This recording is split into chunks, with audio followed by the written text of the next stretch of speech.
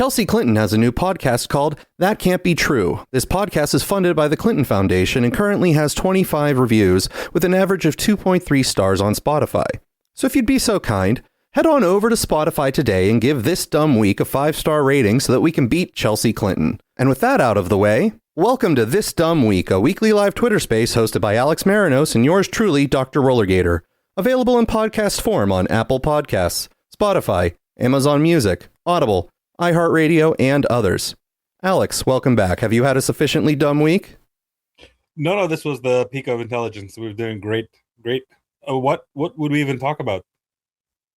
I actually, the stack of stuff is empty. It's just completely a white void. I was thinking perhaps we just talk about the gifts that we got. How many different variations of sock colors did you get for Christmas? Or, know, you were 4 hours behind when it came to celebrating the new year, or 3 hours behind. Sorry, when celebrating the new year, according versus the Eastern frontier. Did you get any like hot tips while we were celebrating the 2026 inauguration, or what? Well, as a parent of young children, you'll be glad to hear I was celebrating in New York time as well. We the New York Times on TV, sort of New York, the Times Square on TV. I gotcha.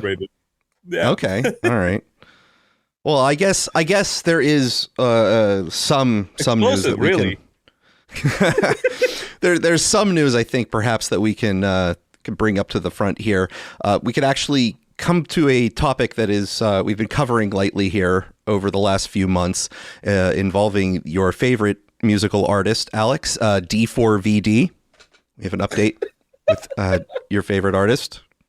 The case against singer David is heating up, with an indictment expected in the coming weeks in connection with the death of a 14-year-old girl. The decomposing body of Celeste Rivas Hernandez was found in the trunk of David's abandoned Tesla in September. He is considered a suspect in her death, but has not been charged. That could soon change. Sandra Mitchell live in the KTLA News Center with the latest in the case. Sandra. Micah, a private investigator revealing what could be explosive evidence in the case tonight. A chainsaw was found in David's rented Hollywood Hills mansion.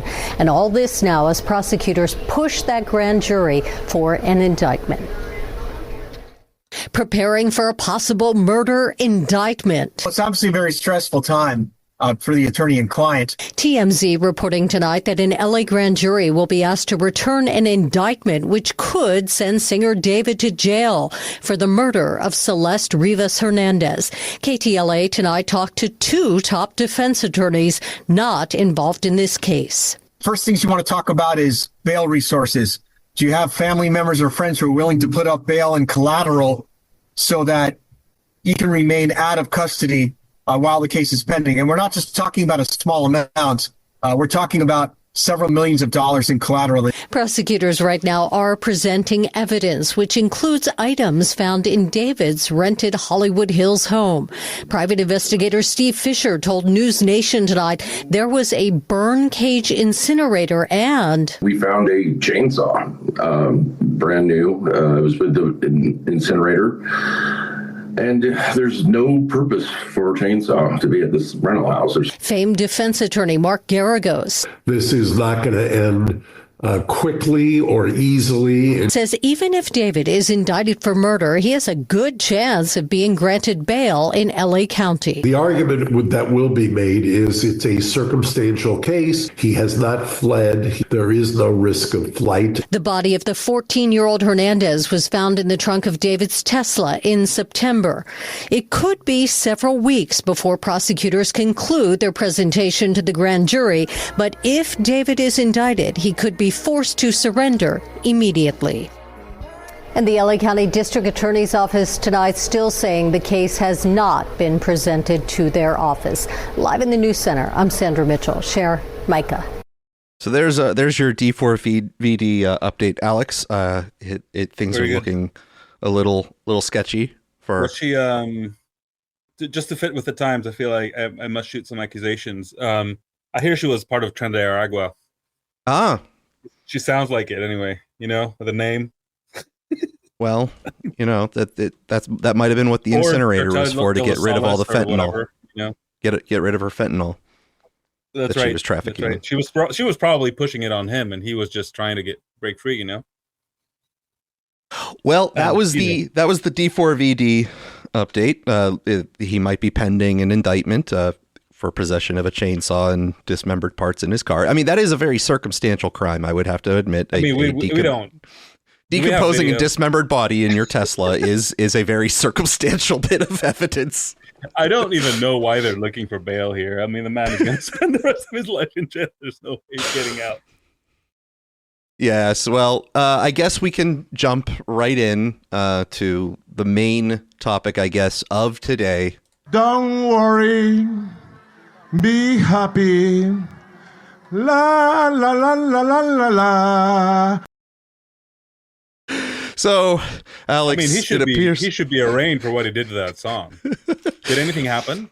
Did I miss it? Well, I will give you partial points for having we'll call it a bombing attack by the U.S. on Venezuelan territory prior to the New Year ringing in, because that was something you had speculated on. I can't give you full credit because I guess we didn't fully invade and start a war yet. We just kidnapped I didn't say that would be Maduro. I said actually that it's unlikely that it would be like a full invasion. Okay. All right. I don't want to be uncharitable here. So you go ahead No.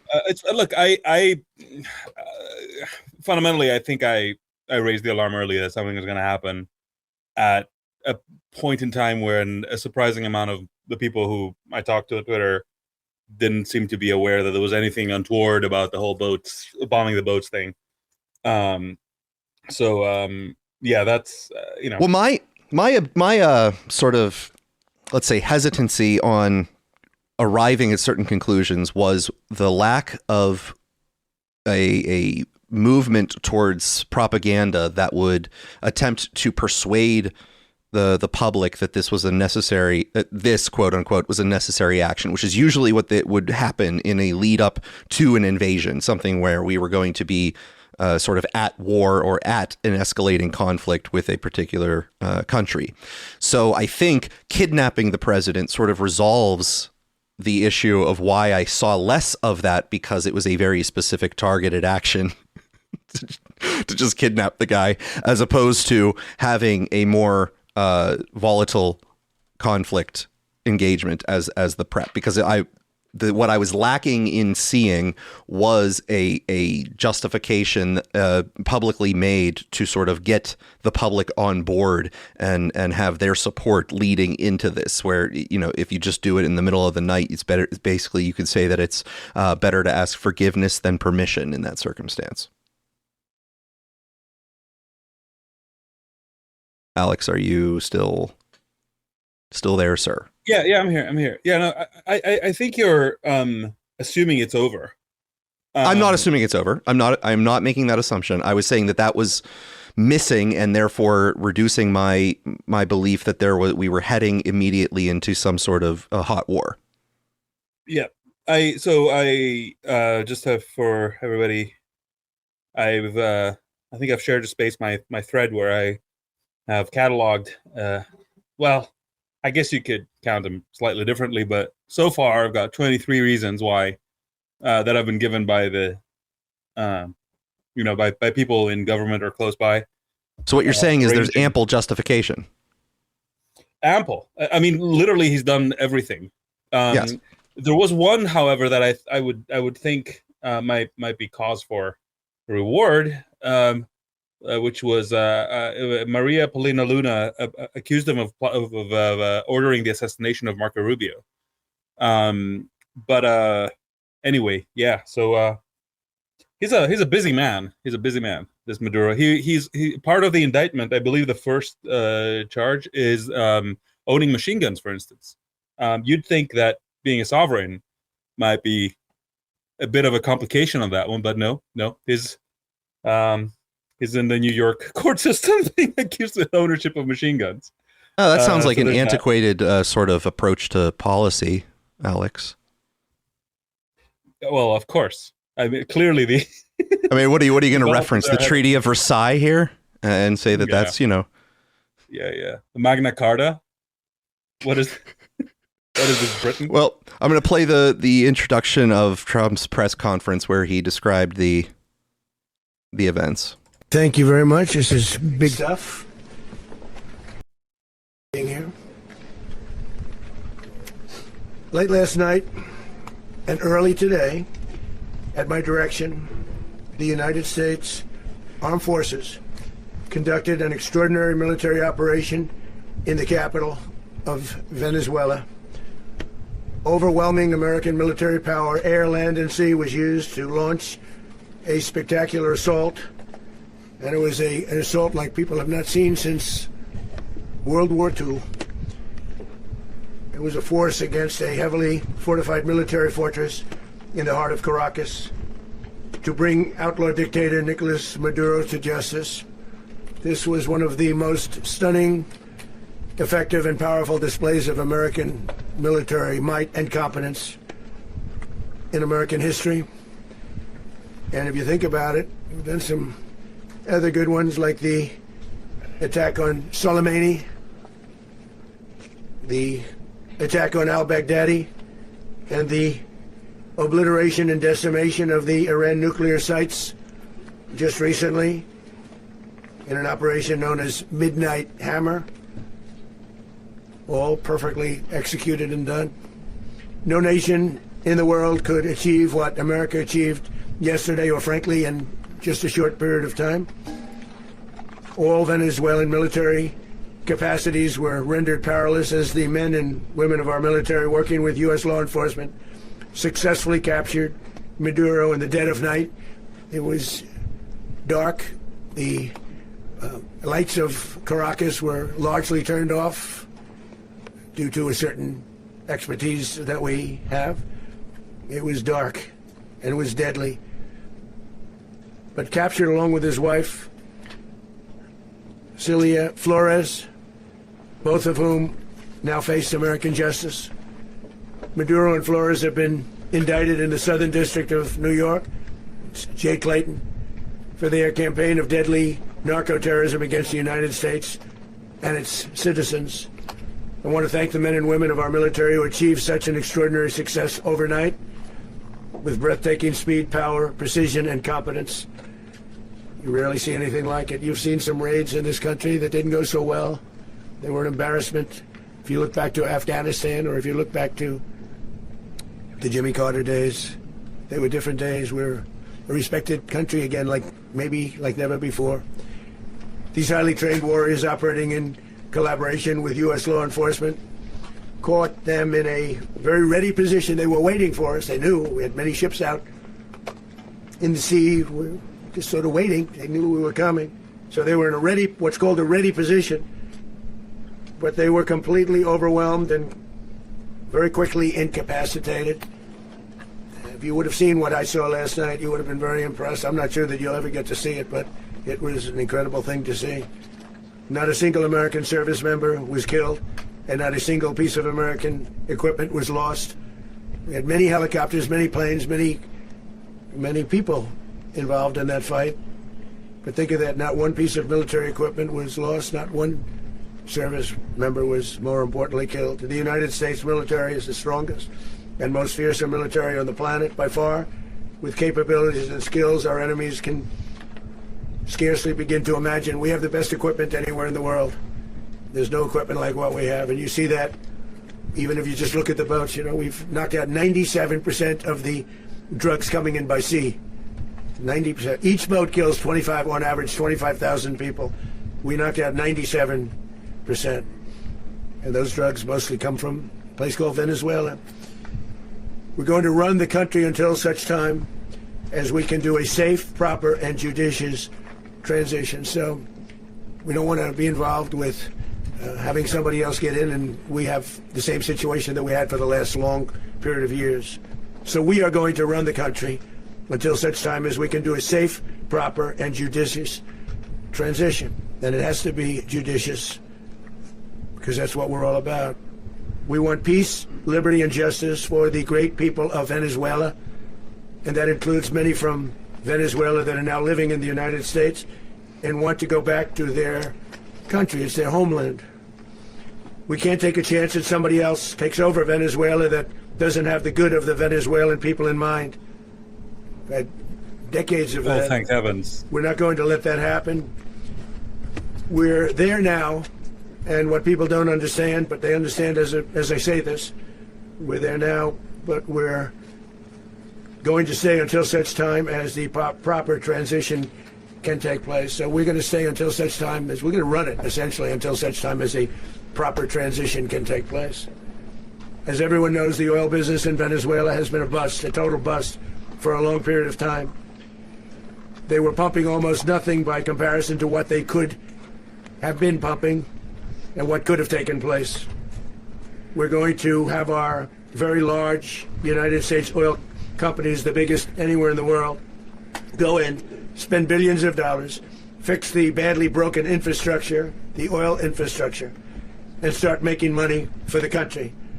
And we are ready to stage a second and much larger attack if we need to do so. So we were prepared to do a second wave if we needed to do so. We actually assumed that a second wave would be necessary, but now it's probably not. The first wave, if you'd like to call it that, the first attack was so successful, we probably don't have to do a second, but we're prepared to do a second wave, a much bigger wave, actually. This was pinpoint, but we have a much bigger wave that probably won't have to do. All right, so that's the portion I wanted to play, and I did play that at a 1.2 times speed there, Alex, just to try to, keep the pace there, because he was groggy, he was sleepy, he had been up all night watching these events, and so he didn't get his normal 2 hours of sleep. Now, I was surprised to learn that we had, a subset of talent in expert light shutter offers that were able to to make the island black there, or the country black rather. Darken it out and make sure they had no lights. I didn't know we had expert light shutter offers. That's nice to know. Mm-hmm. Okay, Alex. So let's get your feedback here on his statements that we are going to run. It's now a subsidiary of the United States. They started an LLC. Look, it's very important that nobody else got in there that was not interested in the good of the Venezuelan people, like he said. Because Trump, he's just really, really interested in the good of the Venezuelan people. It's America and Venezuela first now. Well, it's America first, North and South, and then the world. There you go. I feel like, that's where people have missed the mark. He really did tell you America first, and then what, right? It wasn't a priority. Rather, it wasn't a preference list. It was a priority list. It's kind of a time sequencing. That's what people missed. Anyway, I don't know what to tell you, man. Like, this is impossible to parody on one level, right? Because you are hearing about, he brought drugs and that's why we caught him, and this was a illegal sort of raid of capturing a fugitive who just happened to have a country between us and him. But we're going to stay now. We got him out, and I'm going to stay. And the vice president is also a person we have 25 million bounty on, but whatever. It wasn't the vice president. There's another person in the leadership who's still in leadership. But we're going to leave him there. That's fine. But we're also going to stay, and we're going to run the country. But also not, because they don't have anybody there left, as far as I can tell. Of course, there's the CIA. But the regime is mostly in place, and then they keep saying he stole the elections, but then the woman from the party that supposedly won the elections, Trump said that she didn't have the respect of her people, so she's not going to be getting in either. I don't know. I'm sure somebody can make sense of this. But that said, it's pretty clear what this is about, and at least we can skip past the whole it's for the oil. Oh, how dare you say that? How could you say this? It's for the oil. So that's at least something we can credit Trump with. I will say one thing that maybe is a little bit counter narrative, which I did say actually the first time we talked about this, which is that there have been stupid wars, right? Just going and like, I don't know, attacking, I don't know, Iraq or whatever, makes very little sense from looking at America on the map and kind of saying like, okay, what is necessary? The Venezuela attack has very clear realist rationale. The problem with that one is that, as you said, they hadn't built up the propaganda, or are very bad at it, whichever one you choose to go with. And as a result, it makes it very, very clear to the American people that this is an act of piracy, basically. And I don't know if the American people are kind of ready to see themselves that way. So that's where I foresee the challenge here, just looking at it somewhat coldly. Other than that, hopefully, I just want to make clear, because nobody's talking about this, at least 80 people have been confirmed dead from the attack, and I'm sure the number will rise further. It was bloodless in terms of U.S. military, apparently, but that doesn't mean that human beings didn't die.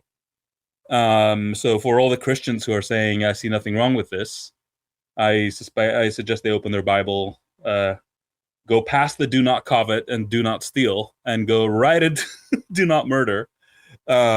Which apparently I'm told I'm misinterpreting the Bible, and they can go fuck themselves.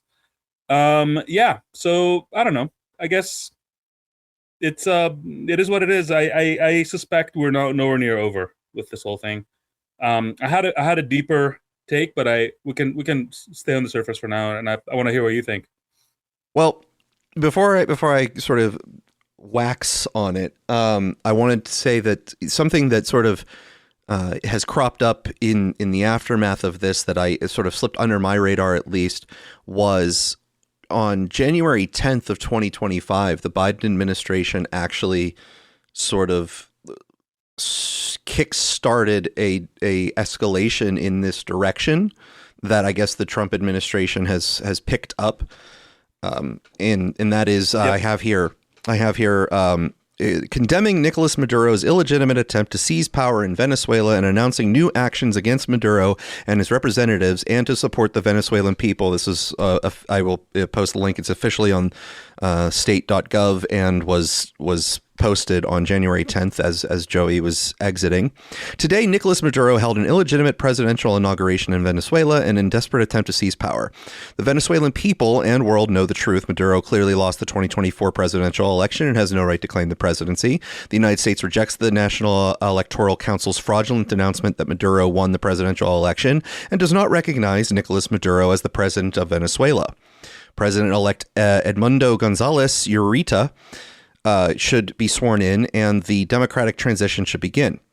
We stand ready to support a return to democracy in Venezuela. In solidarity with the Venezuelan people, the U.S. government and our partners around the world are taking action today. The Department of State is increasing the reward offers to up to $25 million for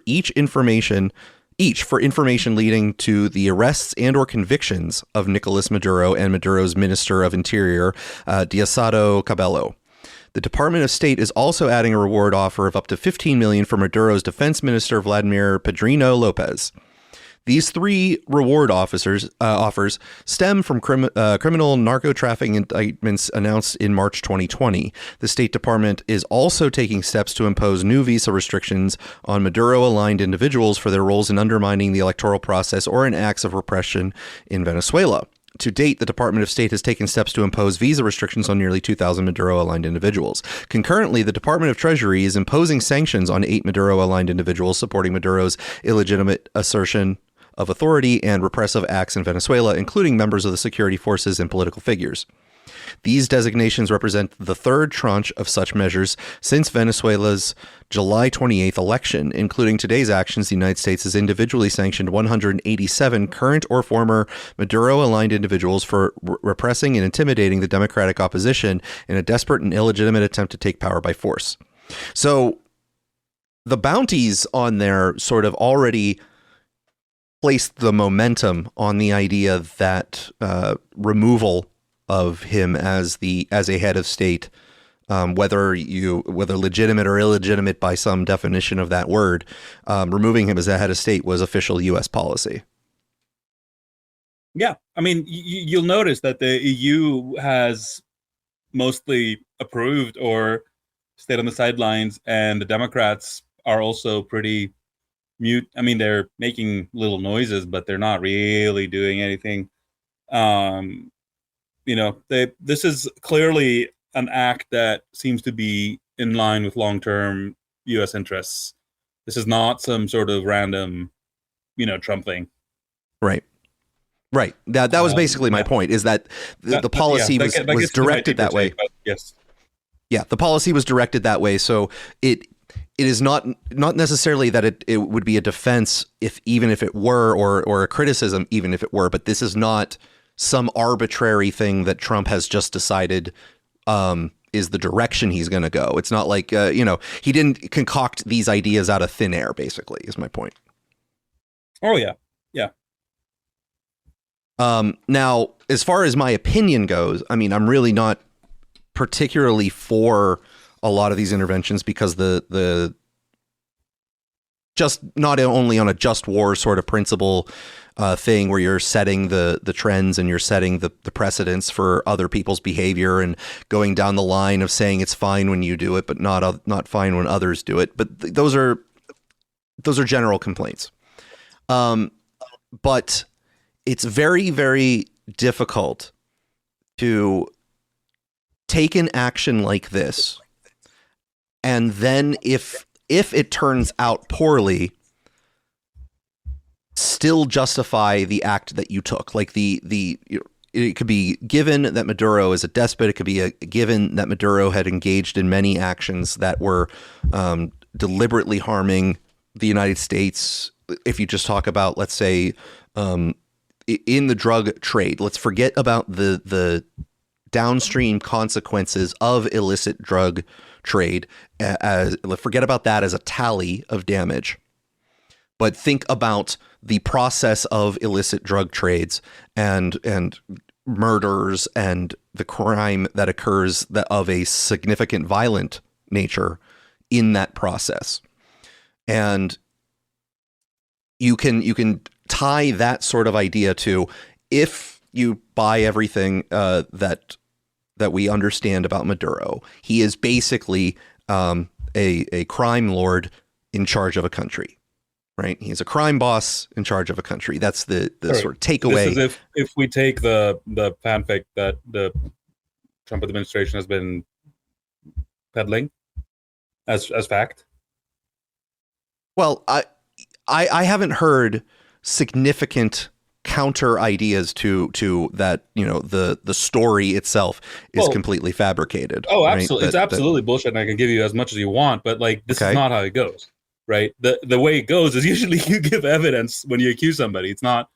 No, I understand that. I'm not saying that as far as mounting a case. Yeah, or I can tell you that the Chavez regime has been in the war with the cartels. I can tell you that the concept of the cartel de los soles that they keep bringing up is actually a code name for the drug activities between corrupt Venezuelan generals and the CIA. And the de los soles is just a blanket umbrella term for people who have the sun on their uniform patches, which is the Venezuelan military.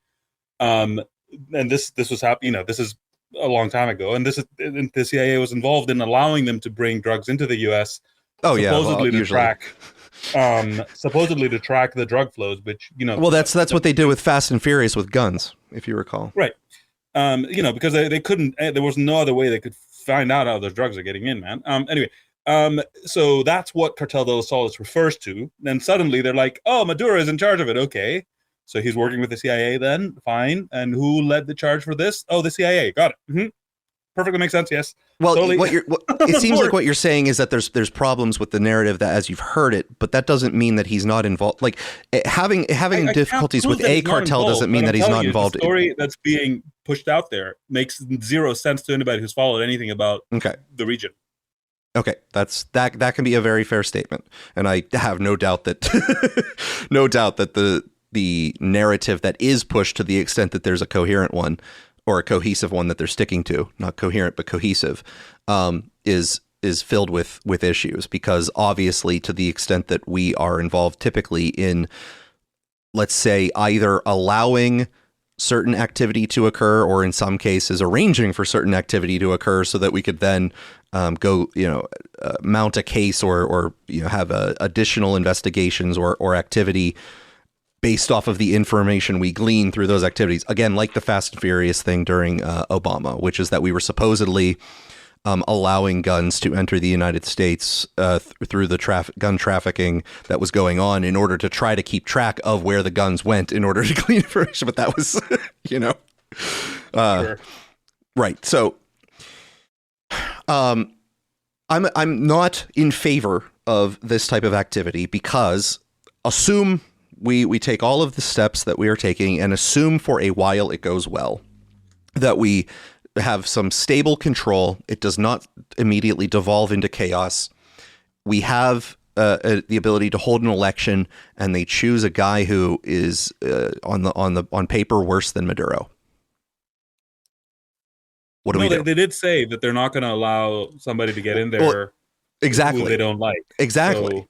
Exactly. So what does that mean? Didn't you hear them say it? Well, right. So you are front loading the idea that you are giving, quote, the people a choice to have a very limited set of options, right? You're giving them the freedom to have to pick from a limited set of options, obviously. And of course, you can say that critique doesn't really hold water, because of course, why would we want someone who is against our interests or effectively a communist to come in and take over the region again? We understand that our interests are in opposition to the concept of giving the people a blanket democratic vote for their successor. Now, that comes into difficulty with someone like me, where I have ANCAP tendencies to begin with, where I think all of this stuff is illegitimate anyway, and it's not a really good reason to make decisions on a collective and large scale. So I don't approve of these processes to begin with. But to the extent that that is the Venezuelan expectation, we are now giving them a version of that, but only a version that fits our idea of who we want to be in there. Right, which it narrows their choices and doesn't make it for whoever they want. It's just that the U.S. can then step in and bomb them. I think that's fair. That's very reasonable. That's assuming that we would allow people on the ballot who we would feel like bombing. Look, a lot of people have drawn parallels here to what happened with Noriega in Panama, who was actually cooperating with the U.S. for an extended period of time, as I understand it. And then he didn't, and then they basically did a very similar operation to what happened with Maduro. They went and they plucked him out, and they brought him to the U.S. to be tried for drug crimes. I'm sure that's a complete coincidence. That now sorry. I just have to mention this. It was also that operation also happened on January 3rd. Yes, that was a fun coincidence. Actually, he mentioned taking out Soleimani, and that also happened on January 3rd. So apparently, we do all this activity on January 3rd. So next year, pay attention to January 3rd. Yes, it's another annual holiday. So December is not only the month of Christmas and Hanukkah and things like that, and drone sightings. Mysterious drone sightings. That's December. January 3rd is the day that we take out important people in different countries. Take out a foreign leader day. Yes. We didn't even get a day off for it either, because it was already a Saturday. That's such a unfortunate. Yeah. Well, neither did Maduro. So there's on the realm of argumentation, post hoc rationalization, there is a desire to, and I understand this desire. There's a desire to look at the Venezuelan people, so to speak, and I say "the" in quotes because we're grabbing people who happen to be around or happen to filter to the top of our feeds, who are seemingly in approval, seemingly in approval of the action, right, by the U.S., seemingly against, now we can imagine if a foreign actor were to have, successfully assassinated President Trump, which I know is such a remote possibility that no one could ever imagine anyone attempting to do so. They wouldn't assassinate him. They would have been executing a death sentence that was passed on him by a foreign court system, which is totally, he's just a fugitive, really. So if that happened, anymore. We do imagine that a large number of American citizens would be celebrating, right? That we saw the attempts be approved of in popular culture in many circles. Now, sure. when that event happens, we have the argumentation, hey, don't go nut picking, right? Like, look, there is no official leader of the Democratic Party, no official representative who came out and publicly supported the attempted assassination. No, okay, but if you go to Instagram or TikTok or Blue Sky and all those things, you have people going like, I really wish someone would take him out. And, I've played the clips of, for example, Tenacious D, the band. It was one of the members' birthdays going, next time don't miss. Okay, so we know that if our president were assassinated, we would be able to find a large number of samples of people saying, hooray, we're liberated, hooray, they've saved us. And from this side, this perspective, we know that would be a insufficient justification. Of the totality of the feelings of the American people. Yes, and an insufficient justification for the action that was taken. So while I can emotionally sympathize with the desires, and I would like to romantically believe that the action we are taking is in those lines, and the people that I hear of either Venezuelan expatriates or diaspora or Venezuelan citizens who are currently in Venezuela, which I have seen samples of too, who are in support of this. Have you seen the pro demonstrations? The pro Maduro? Mm-hmm. I've seen a select. I have not focused on them completely. No. Okay, I've seen both. I've seen both. That's what I'm saying. I'm not saying. But I haven't seen the other. My point is, regardless, my emotional sentiments are with the people who would be anti-Maduro. That's where I would be likely to be aligned with the emotional sentiments. But that does not necessarily a justification make. Yeah, but I mean, the point is that the U.S. is not taking out like Mohammed bin Salman, are they? There is no like principle of like take out people who are not legitimately elected to lead their people. Mm-hmm. This is all post hoc, whatever we feel like saying. If the drugs thing works, I mean, my best response from the government so far has been J.D. Vance, who said, all of you people are saying that Venezuela had nothing to do with the fentanyl, and fine, they didn't really give us any fentanyl, but they had cocaine. It's like, okay, so you're admitting that when they did the whole fentanyl is a weapon of mass destruction, is a chemical weapon, sorry, and that's why we're going to go after them. That was bullshit, but now you have come up with a new line, and we're supposed to snort it? Let me ask you a question from a different angle. What would you consider, assuming you would consider anything, but what would you consider a legitimate argument for taking the action that we took? I don't know, man. Like, it's hard to say. Let's put it this way. If there was a legitimate genocide going on, I would feel like it would be much harder to argue against, right? It would be very clear that, okay, well, this person is commanding a foreign army, an army that is in the process of murdering, civilians en masse that are, let's say, trapped in a small patch of land between the foreign army and the Mediterranean or something. But just completely imaginary. I'm just thinking about Greece.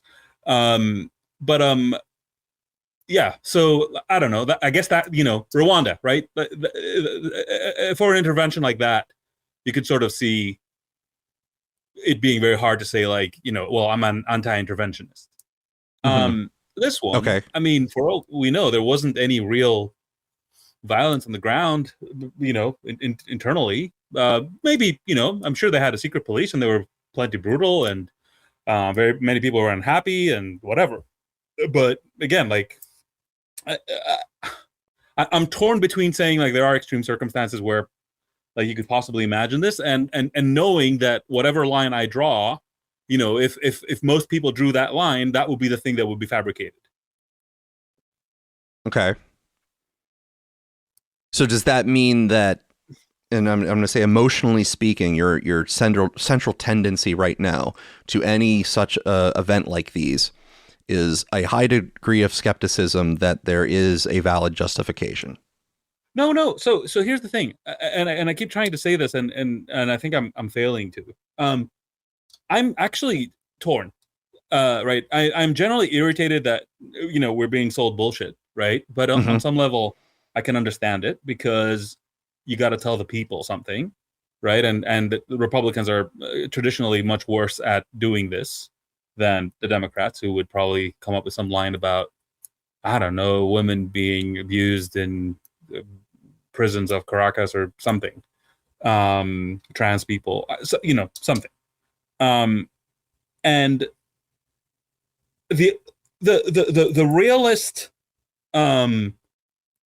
logic for this is extremely clear, right? And maybe this is where I give you my slightly deeper and broader take, which is that I think that this is about consolidating control of the EU, or at least I have a strong hypothesis that this is it. And the reason I say this is as follows. Of the EU, just to make sure that what you heard, the European you said Union.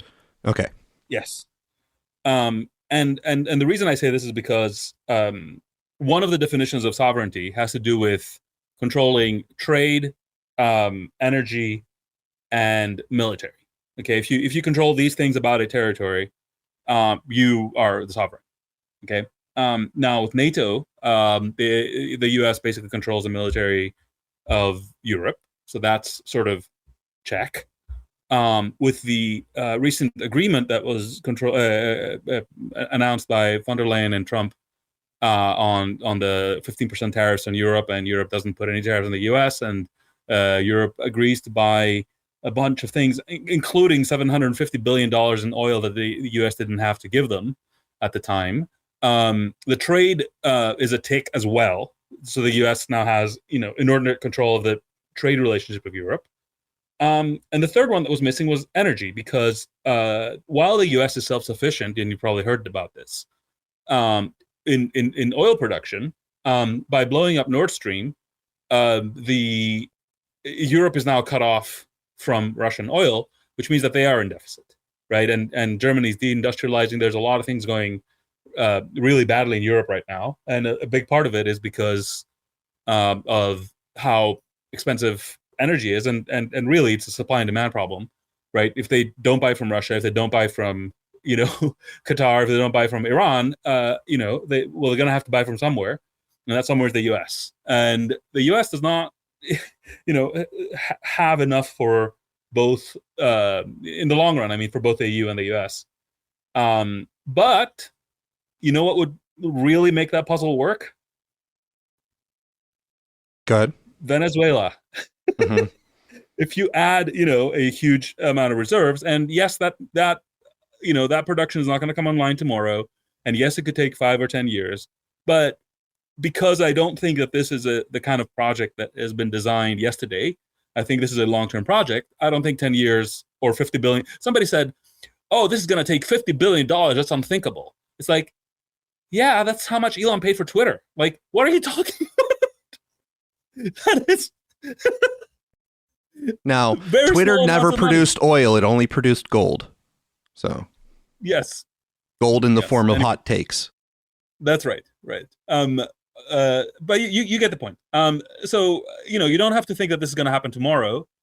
And there's a lot more to say, but the long and the short of it is, if you are looking to make a stable geopolitical unit, and even from a non-intervention perspective, if you're looking to sell that the U.S. does not want to be the policeman of the world, but it does want to control its slice of the world, from North South America, let's say from Greenland to Patagonia, well, then you can sort of see this as the U.S. retrenching to its home region or something. Mm-hmm. again, it's kind of funny to call, the entirety of the Americas and Northern Europe and potentially, the Pacific as the home region, but, work with me here. So the logic of it from a cold calculating perspective is very clear and I think very obvious. Okay. And I can even add a little bit more, which is to say, look, it's a dog eat dog world out there. Venezuela was failing to utilize the resource it had at its hands, and sanctions, no sanctions, doesn't matter. It's their job to do so and to use that to be able to defend it. If you're sitting, on a massive diamond and you don't have a security system that is able to protect that diamond, the diamond will be taken. So, again, from a very sort of, law of the jungle perspective, this makes all the sense in the world. But there's also the bullshit that's being sold and all of that, which is I suppose goes with the territory. But yeah. Okay. I don't know if I helped you see the two sides of me that are fighting here. Right. So it's the if I were to summarize, now maybe this is not a great summarization, but I am attempting. It would be that you have a personal apprehension to the idea that you would be making decisions like this and pulling the trigger on these decisions simply for certain a desire, let's say, to have and uphold the principle that sovereign states should have sovereignty, and that just because we are bigger, larger, and more powerful does not give us necessarily the moral authority to go and decide who gets to run these states and try to control certain resources in the region and make sure that people are, the countries are aligned with our interests as a, global chess strategy. But the fact that at the nation state level, everything is more anarchic and there is no central authority that ensures order. Therefore, these games are just the games that get played. And in this particular instance, it is more that we have decided that we are no longer going to pretend that we're not playing the game. We are actually announcing that we're playing this game, which is a break from past norms of the recent several decades. Yeah, look, I will. So the pro side is very clear, right? It makes perfect sense from a dollars and cents and geopolitical bloc perspective. I think the realist problem with the course of action is that the narrative support for this is weak, and that might sound like wishy-washy or whatever, but I genuinely think that countries and people and nations and whatever you want to, organizations like the U.S. government or whatever that are composed of, millions of people, need to have a sense of, what is the right thing here? What are we going for? What is our mission statement? When I ran a startup that, at its peak had 100 people, and most of what I did was messaging, what the principles that we were working on were, so that people would know how to take decisions without me having to dictate each and every one of them, right? So the U.S. has worked very hard to talk about international law, and when that doesn't work, they talk about something else that kind of sounds like it, which is called the rule-based order. Well, this ain't that, right? There's no way you can disguise this as some sort of, there's rules for everybody, and in this case, it happens to help us. This is just we're taking your shit, which apparently has always been ours. What's that too? So. I don't know, this kind of brings a collapse in self-perception of the American people that I don't know if everybody fully appreciates. Because I think American people have been raised, and as I know them to be, are, they want to be good people. They want to do the right thing. And this doesn't really look like that at all. Like, it just doesn't have any, it doesn't even have the, the patina of being the right thing. And, after, Saddam and Gaddafi, whatever, in Yemen, whatever his name was, people aren't really buying the whole, like, he was a really big bad dictator thing. So, yeah, I think in real world terms, if we're just approaching this as a, as independent as we can be observers, I think that's the risk factor that opens up. Like, are Americans ready to see themselves as effectively pirates or an empire, or call it what you want, that says, look, we're just going to grab the part of the planet that we care about, and whoever's in the way, well, tough. Now, do you have opinions on sort of the historical grievance arguments with respect to piracy, let's say, where Venezuela did sort of take over Exxon's oil business in that area and subsume it for their own purposes and nationalize it. And therefore, some of the aspects of what we are doing is a action based off of a long-standing grievance. Yeah, so I believe, as far as I know, this happened in the 70s. And Venezuela has been run by a very U.S. aligned set of a two-party system that was acting as a uniparty for a couple of decades, or maybe even more than that, ever since.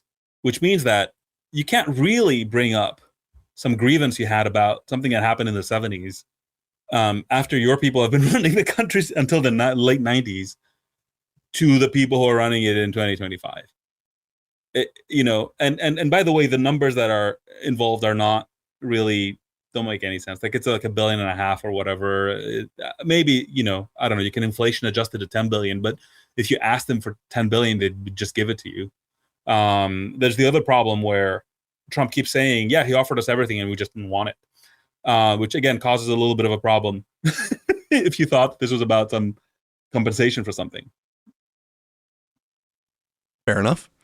Well, I'm opening this up. I posted to the space, a notice that if anyone has comments along these lines, whether it's just philosophically speaking or about the facts of the matter, and whether it is in agreement sort of with our pessimism of the idea or support of the idea, I do want to hear, because we haven't had enough comments lately because we've been running so tight on the schedule here. But I want to open this up because this is brand new, and there's going to be possibly people who support this that want to voice something that Alex and I are not currently voicing in support of an action like this. If in particular you have more intimate knowledge of Venezuela popular sentiment, that would also be a valuable contribution. But while I give people an opportunity to request to speak if they have any comments on the matter, Alex, I do want to talk about some secondary consequences of this action that are already being reported in the news. The AP, the U.S. military operation in Venezuela disrupts Caribbean holiday travel. Hundreds of flights canceled. So can you think of... It wasn't all bad then. It's... The U.S. military operation that captured Venezuelan President Nicolas Maduro and flew him out of the country early Saturday also disrupted Caribbean travel at a busy travel time for the region. No airline flights were crossing over Venezuela that day, according to FlightRadar24.com, and major airlines canceled hundreds of flights across the eastern Caribbean region and warned passengers that disruptions could continue for days after the Federal Aviation Administration imposed restrictions. Flights were canceled to and from Puerto Rico, the Virgin Islands, Aruba, and more than a dozen other destinations in the Lesser Antilles Islands group north of Venezuela. Airlines waived change fees for passengers who had scheduled flights. So, holiday travel. I mean, look, it is freezing in the Northeast, and this has affected my ability to travel to more comfortable regions. And so I'm personally afflicted by this, gotta say. So there's your Brett on the stage. Oh. Hey, Alex. Hi, Brett. Hey. How are you? Well, bewildered. Happy New Year.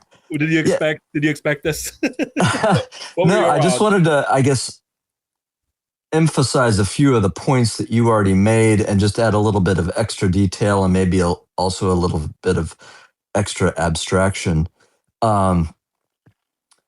So it's, as you said, from a realist perspective, it is understandable that the U.S. would want to secure its sphere of influence and to repel whatever it is, Chinese, Russian, Iranian influence friendship with Venezuela, which is not too far from our geographic location. So from a realist perspective, that may make more sense than some of the things that the U.S. has been doing around the globe for the last 30 years, for example, in the Middle East or Ukraine.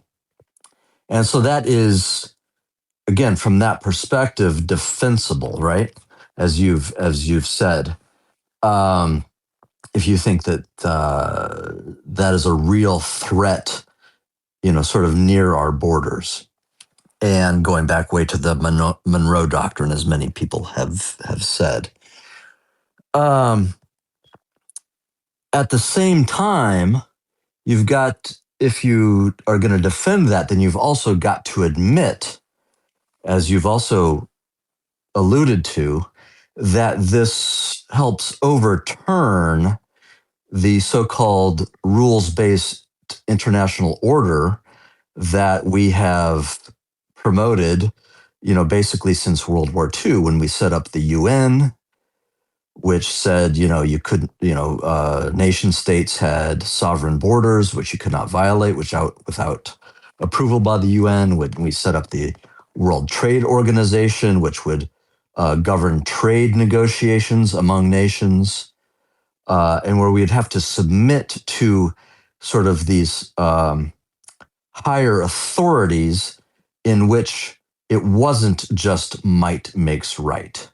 It was based on some sort of abstract, agreed upon rules in all sorts of things, whether, like I said, whether it was trade, whether it was arms negotiations, all these sorts of things.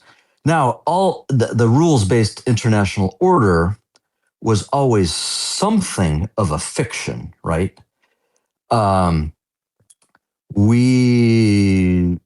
Certain countries could bend the rules, break the rules, but at least it imposed some amount of shame, some constraints upon, a nation's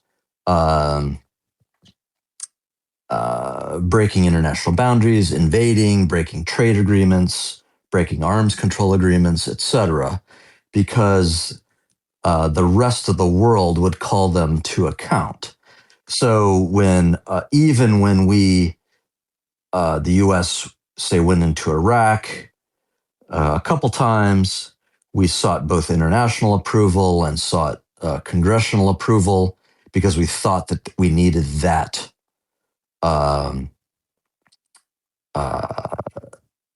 approval, because there were these legitimacy, these norms of legitimacy that both the world and U.S. Political system needed. Now, of course, there were other cases where we didn't seek that. For example, Panama in 1991 or whenever it was. So like I said, it was always something of a fiction. But so this may make sense. It may be desirable from a reasonable perspective, from a but a realist perspective. Thank you. But we can't then assume that this won't have second and third order effects, where other countries around the world, large and small, won't say, okay, that post-World War II order is over. We are back to a completely realist, multipolar, might makes right perspective. And we are now going to change a bunch of our different behaviors to accommodate this new world. So, for example, under this new world, Russia's actions in Ukraine over the last several years make all the sense in the world, right? They're defending their interests in the very, very near abroad, in the most near abroad, in a more near abroad than what Venezuela is. I mean, arguably, even if they went to Poland, it would be the same logic. Terrifyingly. Sorry, I couldn't hear you. Sorry, I said even if they took over Poland, Absolutely.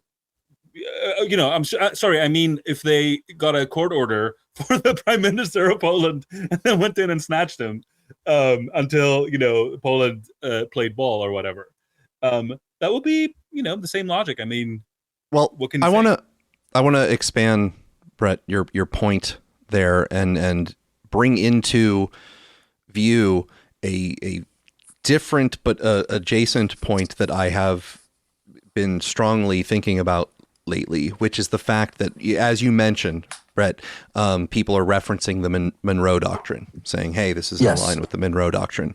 And there is a huge problem. You've probably missed the update. It's been renamed to the Donroe Doctrine, I believe. I apologize. My popular culture updating mechanisms. No, he said that yesterday from the podium.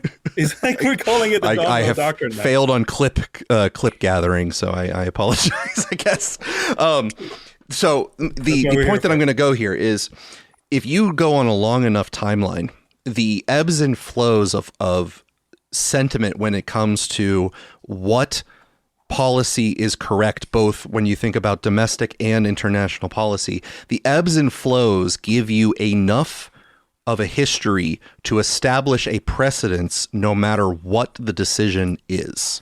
Right. So anything that you find valid, you can find a historical case where at the time it was done, everyone thought it was fine, even if it's completely counter to what you currently believe is the appropriate action. So the reason I'm saying this is, as you are deciding your own beliefs about whether or not the action taken is just in a universal sense or just in a narrow sense of dog eat dog, might makes right. As you are navigating that, try to, if you are given a platitude or some sort of talking point as you're reading different arguments, try to resist the urge to fall into a reasoning behavior that is, just because we did it in the past means that it's correct now. So that's the point that I kind of want to land it on there. Feel free to expand on it or counter it if you wish. Well, that's exactly right. And you see a lot of people referencing the 1991 snatching of Noriega in Panama as a precedent which justifies this. And just because something happened before doesn't make it right or wise or justified now. Now, this may be a very smart, wise geopolitical move. They can probably get it through the courts. But you can't then say that it won't have all kinds of different ripple effects. And what I would say, as a counter to, say, what we saw during the Cold War, where the United States and Western Europe were, I think justifiably fighting for, call it democratic capitalism versus communist totalitarianism, which was something like a binary struggle between two very different ideas about how the world works. Today, that does not operate. How much ever you think that, I guess our elders, many of our elders are still stuck in this world where they think of Russia and China as their old communist embodiments. That is not true today. I mean, today, Russia and China are very, very different, economically sophisticated, economically dynamic, in many ways technologically dynamic, certainly don't have all of the political civil liberties that we like to think that we still have in the West. But it is a very much more, I think, difficult case to make than what we made 50 years ago, where the West was justifying many of its actions, whether they were smart or not, in terms of fighting for the long-term good of sort of freedom and liberty and so forth. Today, those stark distinctions, I don't think are there, and is going to make it much more difficult for the U.S. and the West, even though I support the U.S. in every way possible. It's going to make it more difficult for us to justify what look like arbitrary actions and deny other nations arbitrary actions. Yes. Now, to be fair, the international order norms that we are sort of discussing as being changed, or at least on the seeking a reformation now based off of the recent actions of the Trump administration, they were always in some ways a lie to begin with. So like yes. I was joking before, at least now we're being a little bit more upfront about what we are doing and how we are doing it. Whereas before, a lot of things were usually done covert, where everyone denied they were happening. So when we were doing covert activity to start to try to do regime change without going into a hot war, without actively announcing that we were pursuing these things, we got to air our grievances and list of things that we wished would happen, pretend we weren't really doing these covert operations that were attempting to bring them to fruition, and therefore the going to the international community and gaining all of their support there, those were really only for specific circumstances. Those were in some ways more of a drama and a play, the kayfabe sort of expression, right? The kayfabe, however you want to pronounce it, where you're doing these things for very specific reasons, often involved in bringing focus to a version of the conversation that you want to have globally. But the real things you're doing are often covert and not to be spoken of. So if a leader has a revolution in his country, which we're going to get to Iran soon, if a leader has a revolution in his country and he's toppled, the amount and level of covert operations by the U.S. government or other governments that might have spawned that or gave it momentum and resources becomes unspoken and might have been a necessary contributor to the outcome itself. And that gives everyone plausible deniability and the pretense that the international order is actually a thing that's being respected.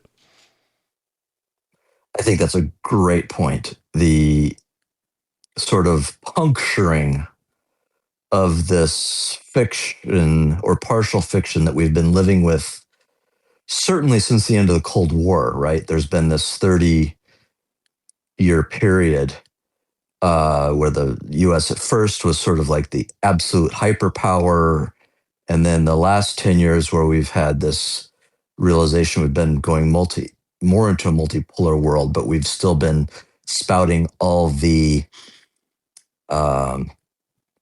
platitudes, aphorisms of the post, World War II order. Maybe this will put us more into an honest world, and maybe that will perhaps, if everybody's a little bit more honest about this all around, promote clearer thinking, better policy, both from us and from other nations, and we can just deal with each other in a more straightforward manner. Because it seems like for the last number of years, we've sort of been, just dealing in sort of just a dishonest fantasy world. Well, let's use Libya as sort of an example, right? On the international order side of the conversation, we made demands of Gaddafi, with his respect to his weapons capacities. I won't belabor what all those discussions were, but at some point in the international order sense, he acquiesced to what we were asking and cooperated.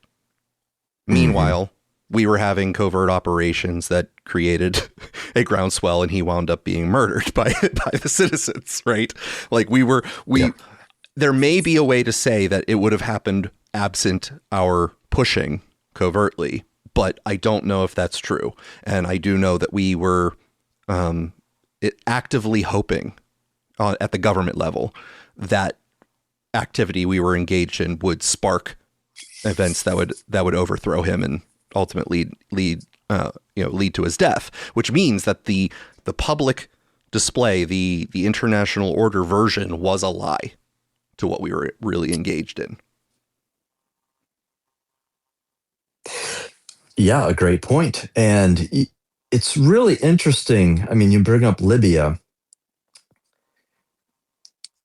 You know, how far Europe has come over the last 25 years, where you remember when George W. Bush was advocating for something, basically the invasion of Iraq based on weapons of mass destruction in, say, 2022, 2023, and Germany and France especially were totally opposed. Obviously, the UK under Tony Blair went along with it. You mean 2002 and 2003? Sorry, 2002, 2003. Thank you. You're welcome. Tony Blair went along with it under a lot of pressure. But Europe was and then in the last, then you look at Libya just 10 years later, and then you look at Ukraine, Germany, France have almost completely, changed course. Now, it's true that Ukraine is a little bit closer to home than Iraq was, but the leadership, the technocrats in Europe, have really, made a huge switch in their perspective about their willingness to engage in, military operations. And now they're seemingly,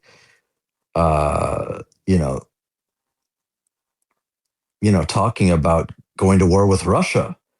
And it's just, it's alarming. And there's a sea change in attitudes. And so I don't know. There's a lot happening here. Now I want to, Brett, what do you think ahead, about Alex. Greenland? Should we take it? Are we taking it? Greenland? I mean, by hook or by crook? Again, I mean, that could be from a realist perspective, you say that's geographically. I mean, they are dealing a lot of drugs. I believe Novartis is based in Denmark. Like Ozempic. The whole Arctic thing, people, the military guys take seriously the Arctic, and obviously the Russia, US, Alaska, Canada, that whole thing. You can say that there's lots going on there, submarines, all that sort of stuff. I don't pretend to know more about it than I do, but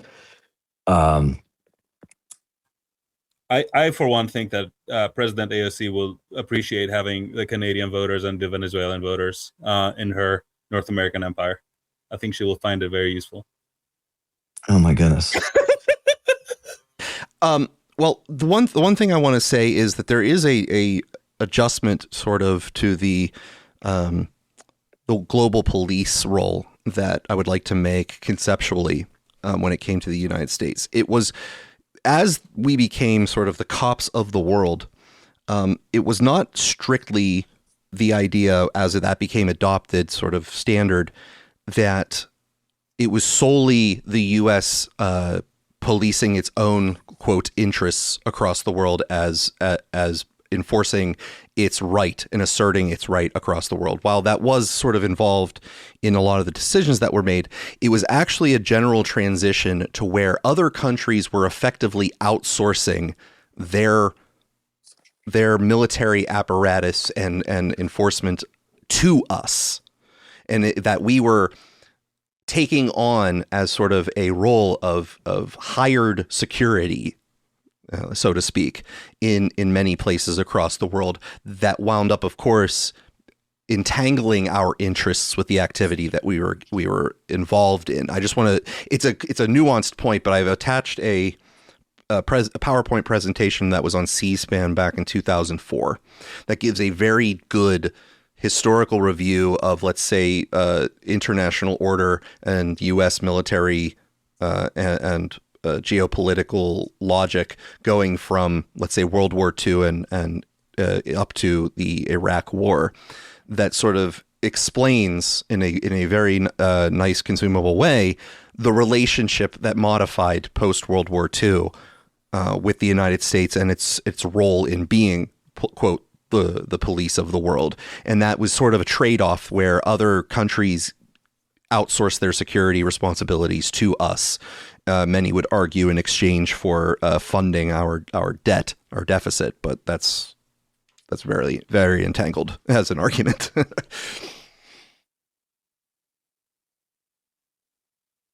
Brett, if you have anything further, Alex. Claim that Venezuela outsourced their security to the U.S. or that Colombia. No. I'm just talking about the way that police of the world manifested in the past. Like right now, if we go into Venezuela, that puts us in a different version of cops of the world than the historical manifestation as it evolved since World War II. Yeah, I think all sorts of countries are going to have to rethink their idea of their own, internal security, near abroad security. I mean, just obviously in this case, the security of their own leaders,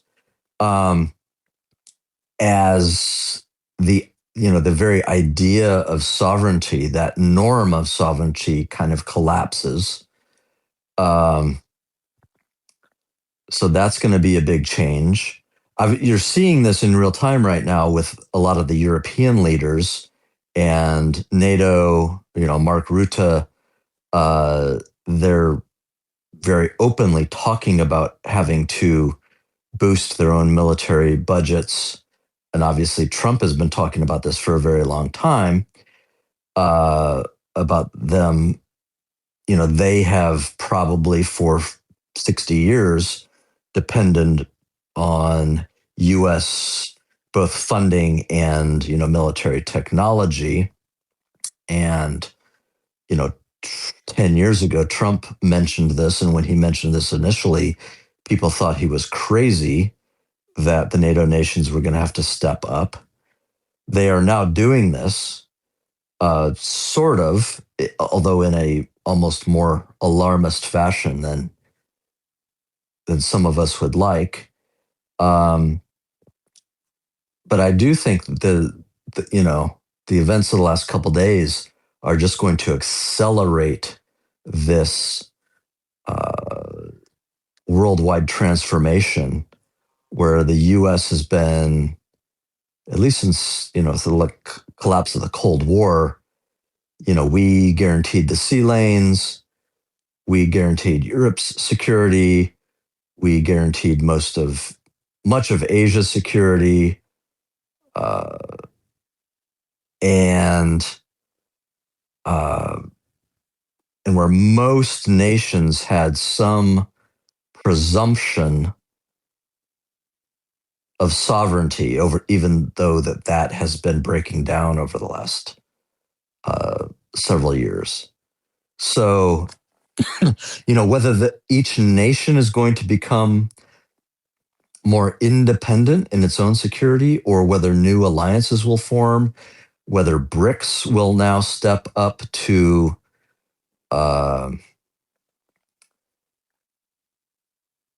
in addition to its economic and currency and trade, have some additional security component. For those not aware, would you define BRICS real quick? Brazil, Russia, India, China, and South America. So South Africa. South Africa. Sort of five of the biggest,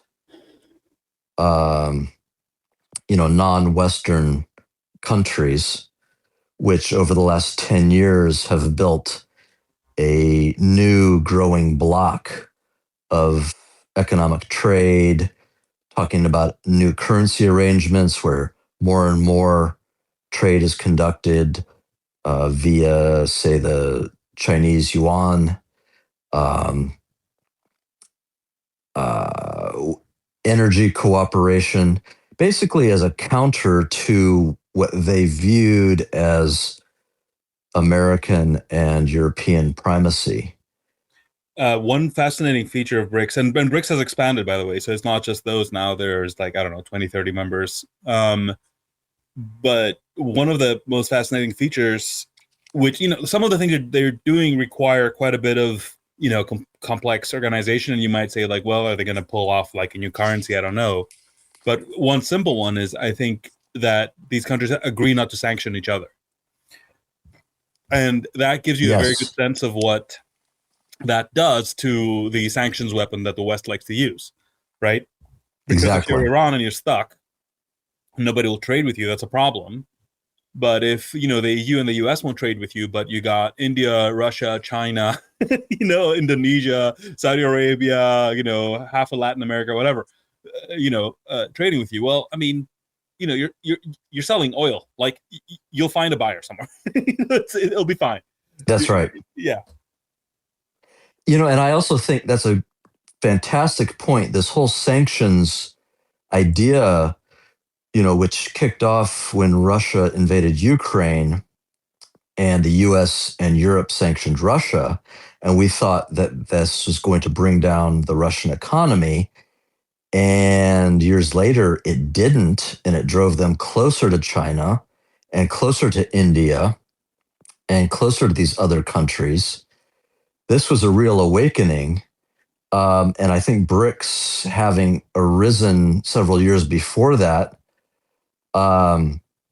actually helped Russia withstand these new sanctions, which in a previous era would have obviously probably really crippled it. And probably, maybe the Venezuela thing is also having to do with BRICS because, Brazil has been sort of teetering between right and left over the last 20 years. Well, I mean, you go back longer than that, but between Lula, who's a real socialist, Bolsonaro, who's a more right-wing populist. Bolsonaro is now in jail. And so you could imagine that, let's say, Brazil keeps with its current left-wing angle, if Venezuela kept with its left-wing angle, and Brazil and Venezuela cooperated with, say, China and Iran and Russia and some of the others, that really might have, created a South American BRICS-like bulwark against the US. And so from an American perspective, from a realist perspective, that gives another understandable reason why we may want to take out Venezuela.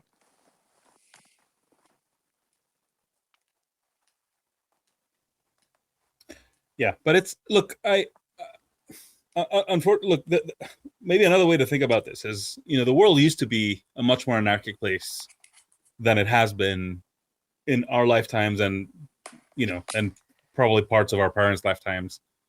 And, in a way you could say, well, that's reversion to the mean and it happens. I think, and that's fair enough. You could totally, make that claim. There's a slight issue that it's reversion to the mean with nukes and social media. Which doesn't sound quite as comforting for our children, Well, go ahead, Brett. Explain that more. Just one more. What I'm saying is, like, the world used to be a more dog eat dog kind of place, and again, as I say this, I realize, the U.S. has engaged in like 80 regime change operations in the 20th century or something like that. So, I struggle whether, it was actually a peaceful place, or at least it maintained the appearance of peace. That's what I was referring to as sort of the mirage, the covert operations that we were actually engaged in. Because at the end of the day, people weren't being exploded. So, that has to count for something. If we go back to a more warlike world, you could sort of see that. But we have to take account that we have nukes now. And, we kind of haven't had them so far. Now, that might not be as bad as it sounds, because there is a very good argument to be made that nukes is what has kept the peace. Right. Everybody knows that there's a limit that you do not cross. Over time, since nukes, there has been a strong decline in state-by-state warfare. Sure. Yeah. So there is that. And on the other hand, social media, again, can be argued both ways, right? In one sense, it creates a lot of low-level chaos, right? Which does, from time to time, erupt. But on the other hand, it could be an escape valve, that allows, direct democracy or whatever, or sense making or something to happen. And yes, it's like a lot of continuous pain for the people in government, but, I'm not opposed to that. That's fine. And it's kind of harder to pitch, whatever crazy narratives you want to pitch. So that is okay. But there's probably some negatives to that too, right? And then there's the whole AI thing looming. So I guess what I'm saying is, like, reversion to the mean sounds comforting, but it's reversion to the mean in a completely new environment, which could go either way. And, multiple factors. I just mentioned 3, and I'm sure there's more.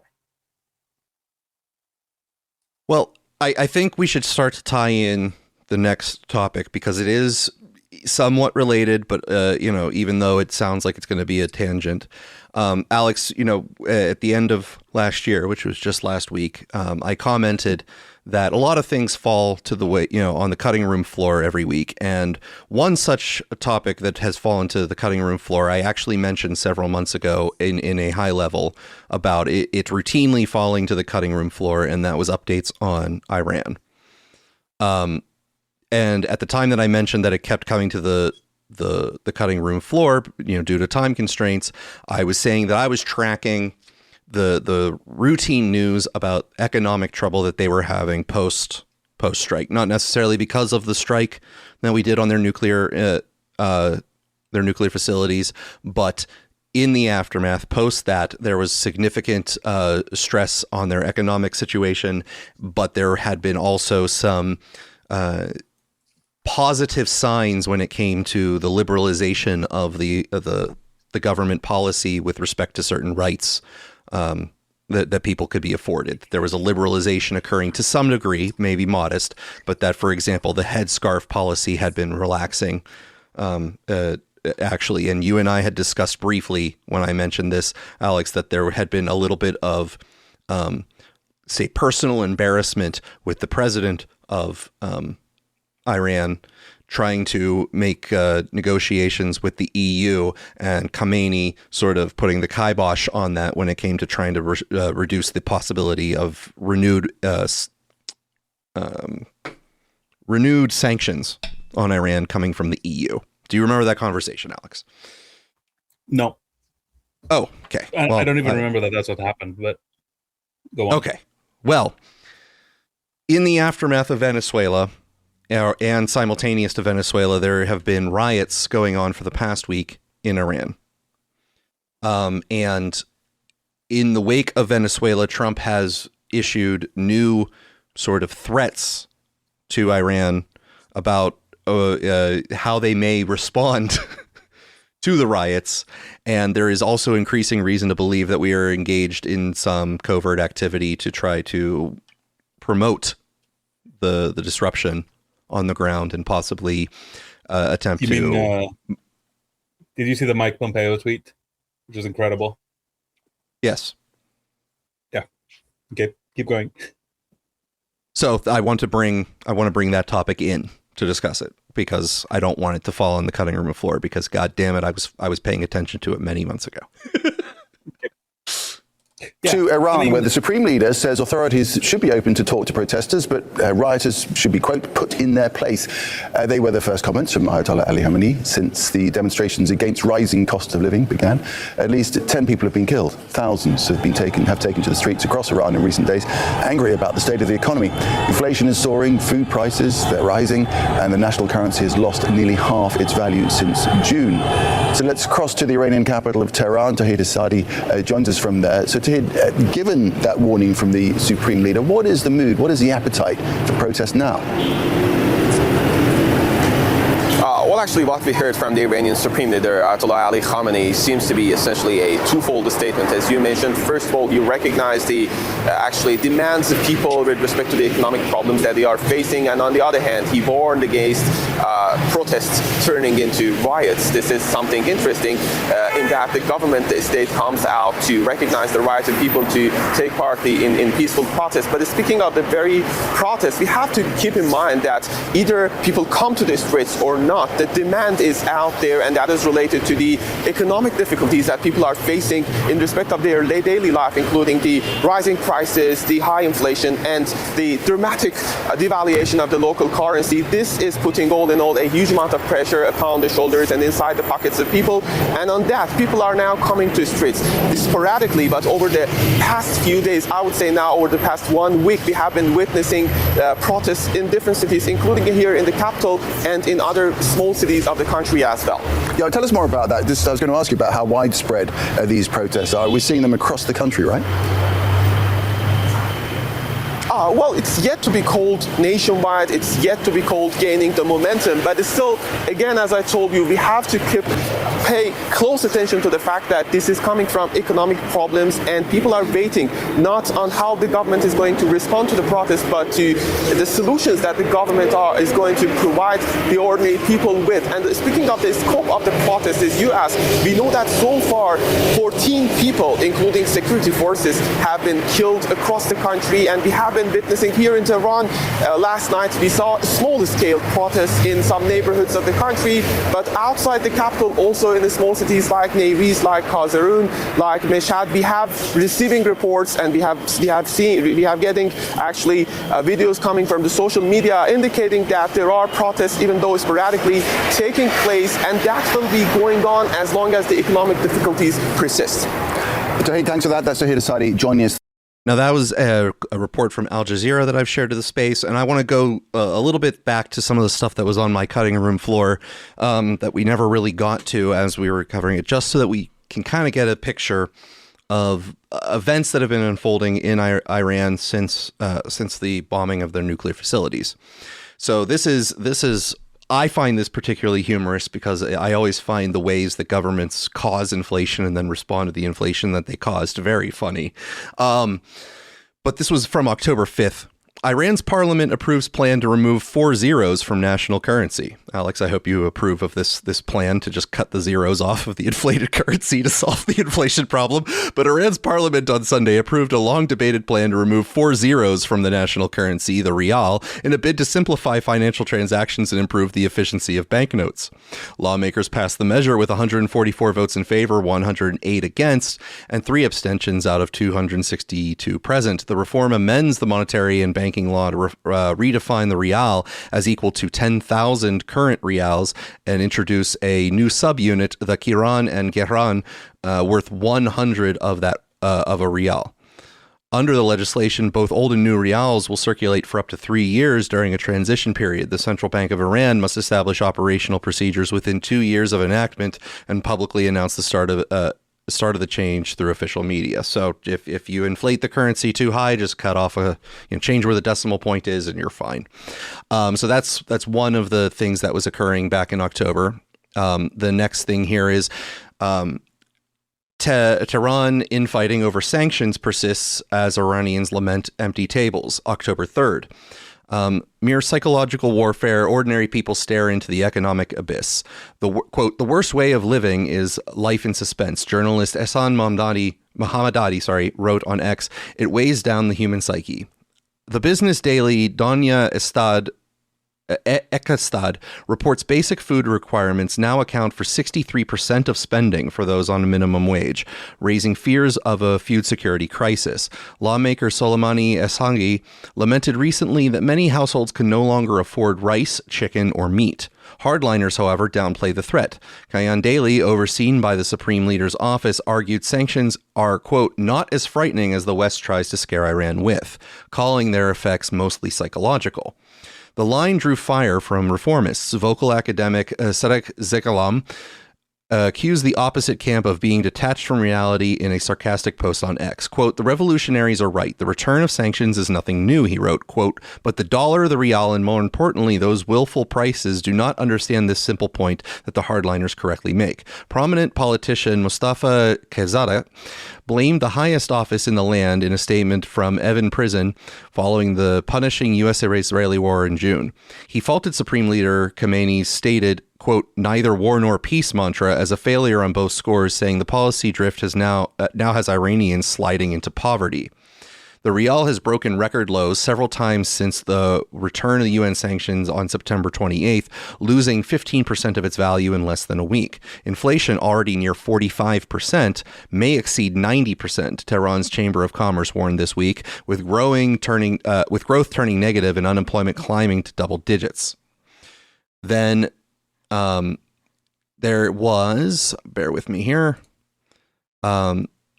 Iran faces deepening water crisis as key reservoirs hit record lows. October 10th, hydropower generation at the Amir Kabir Dam in Karaj, west of Tehran, has stopped after a shortage fell to 25 million cubic meters, while lawmakers warned that several provinces could soon face acute drinking water shortages.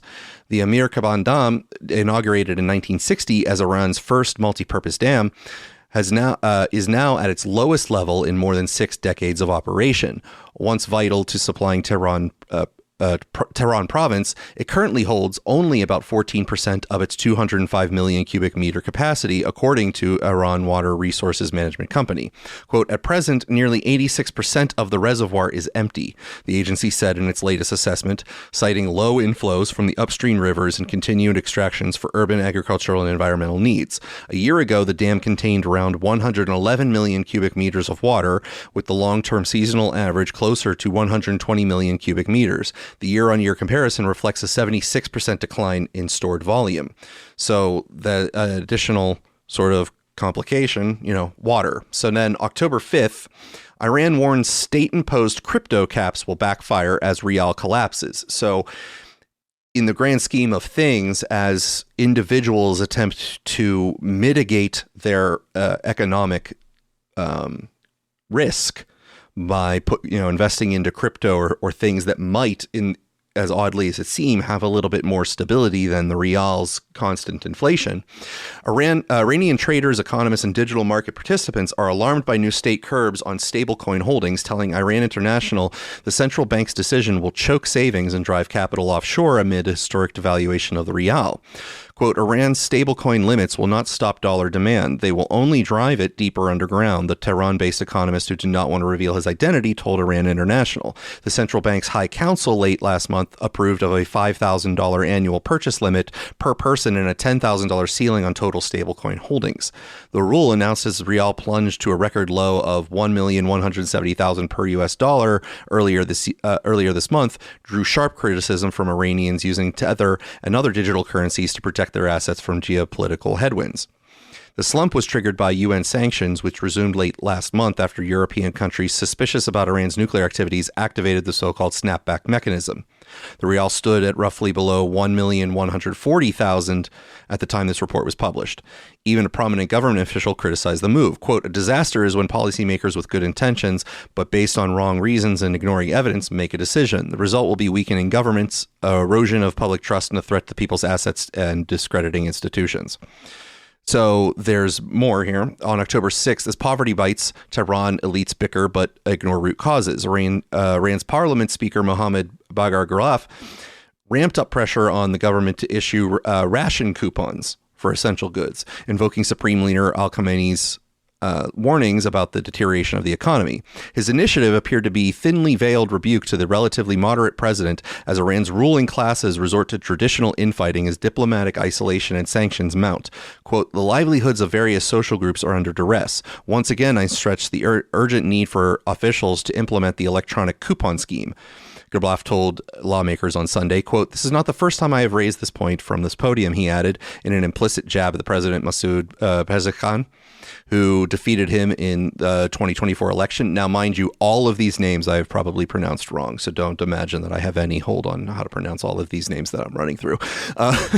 Galibaf's call highlighted the depth of hardship and the absence of coherent strategy from the cabinet, but also continued factional attempts to score points. And then last article here, rising prices, medicine shortages hit Iran after sanctions return October 8th. Medicine shortages and rising prices in Iran are fueling widespread anxiety, according to testimonials received by Iran International, as the reimposition of UN sanctions last month deepened economic pain for ordinary citizens. Iranian respondents to a bulletin requesting input on their experiences seeking medicine submitted audio, video, and text messages detailing daily struggles. Several messages said the prices of both basic and specialized medicines have multiplied in recent weeks, forcing many to visit multiple pharmacies to find affordable essential drugs. Some reported that even common cold and allergy medications are in short supply, adding that there appeared to be a near immediate change after the sanctions return. Iran's Supreme National Security Council had previously ordered domestic media to limit coverage of the UN sanctions and portray their consequences as minimal. So there's that. Now, this is newer here, so this is coming up sort of to the current times, but there has been an additional energy crisis ongoing that has been bringing additional strife to the front. Iranian regime's profound mismanagement of the nation's resources has plunged the country into a state of paralysis, forcing 16 of its 31 provinces into a complete shutdown on Wednesday, August 13th, 2025, due to a severe energy imbalance, according to the state-run Ekstad online website. The widespread blackouts affecting major provinces from Khorasan to Khuzestan are not isolated events, but the latest symptom of systemic crisis fueled by corruption, which is now crippling key industries and pushing basic food staples beyond the reach of ordinary citizens. Now, in November, what are these sources? Can you just sort of give me a sense of what sources you're using here? A large portion of this comes from Iran International, which is probably some sort of diaspora opposition news source. Correct. I take it. Yes, correct. Yes. Okay. What else? Global news sites, BBC, Al Jazeera. I have articles from. So the thing is, like, we're not on the ground, right? I mean, we don't have a way of like actually knowing what's happening. So I'm just kind of confused as to, like, we know that these same people, like the BBC, will just lie and lie and lie about things that we know about. But now we're just repeating what they're saying about things that we don't know about. Okay. So what's the, like, where are you going? There's two things. If it's all manufactured, that is the narrative we are being given, and then we would be being given that narrative for a reason. Sure. Okay. There's one thing you can glean from it if you are completely pessimistic about the accuracy of the information. I'm not pessimistic. I'm uncertain. I'm agnostic. I'm just, I frankly, I recognize the tone of voice, not of you, but of the, the language being used, which is, oh, these are, terrible people, and look, everything is going terribly for them, and the people that are on minimum wage spend 67% of their, like the voice of like doctored statistics. Okay, yeah, sounds like, bad, whatever. Okay, I like, is that like worse than usual, better than usual? Like, how bad is bad? Well, that's where this article from NBC comes in on November 16th. A drastic new message adorns the walls of the Iranian capital, usually reserved for war heroes and weapons. Quote, there is a water shortage, reads the government poster's slogan inside a water container that is nearly empty. Quote, it's fall and there's still no rain. That's not news to Iran and Sani, 39, who returned home from a long day working in the textile section of the city's central bazaar last week to find its taps running dry. Iran is facing its worst water crisis in decades, with no end in sight and authorities warning they may even have to evacuate the capital of 10 million people. Residents like Insani are scrambling to respond. Quote, we didn't have water for 3 days. The pressure is so low that nothing came out. And Sani, who like many residents worked 2 jobs to make ends meet, told NBC News in a recent interview in Tehran. Quote, the water company says we should buy pumps to solve the problem, but also get a storage tank to keep some water. But that's expensive, especially now when the economy is bad. So that's November. Gator, I think any place in the world where people are forced to work 2 jobs to make ends meet should be bombed. What do you think? That is not the direction I'm heading, and that's not even sir, the angle that I think the narrative is taking. It is simply that the narrative, whether or not you can accept the accuracy of the reports when it quantitatively, is indicating that there is unrest in a population that is its youth is increasingly misaligned with the more theocratic authoritarian leaders at the top. Look, I grew up in Athens, and in Athens, part of the years I was there was a water shortage, and there was a lot of government campaigns about saving water, and somehow we didn't revolt over it. So, like, these things happen, man, in like an arid climate. Like, you can have a lack of water. Would you agree that noting these things is good for us to do, as it does give some possibility to create the situation where some sort of revolt can occur, and not paying attention to these. I think generally countries that are bombed unite around their leaders. I think in general, what I know for a fact is that there is a regional power that would like to see a revolt, or if they can't see a revolt, they would like to create a narrative that the people are oppressed so they can justify enforcing a regime change anyway. Okay, so your take would be just so we're clear. Did I say anything that is sort of false or uncertain or unclear or dubious? If you're saying that would be the only interpretation, I would say it would be dubious. But if you're just listing those things as anything, I'm involved, saying, like, this is what I'm coming to this conversation with. This is my priors, right? When I read that the BBC wants me to think that people are like dying of thirst in Tehran, I don't think they give a flying fuck what happens to people in Tehran. I think that they want people to really have this image in their head, though. So your insinuation then, or your interpretation of the news you're being presented with, is that the intent is to get you to feel sorrow for them and want action taken from external sources to liberate them, quote unquote. I mean, that's not my interpretation. My interpretation is like, my interpretation this has happened many times in the past, right? Remember the little girl that was apparently seeing Iraqi soldiers throwing babies in the on the floor from the incubators and blah blah blah blah blah, and oops, it turns out she was actually the daughter of the UN ambassador, wasn't even in the country at the time, but doesn't matter, it worked. So I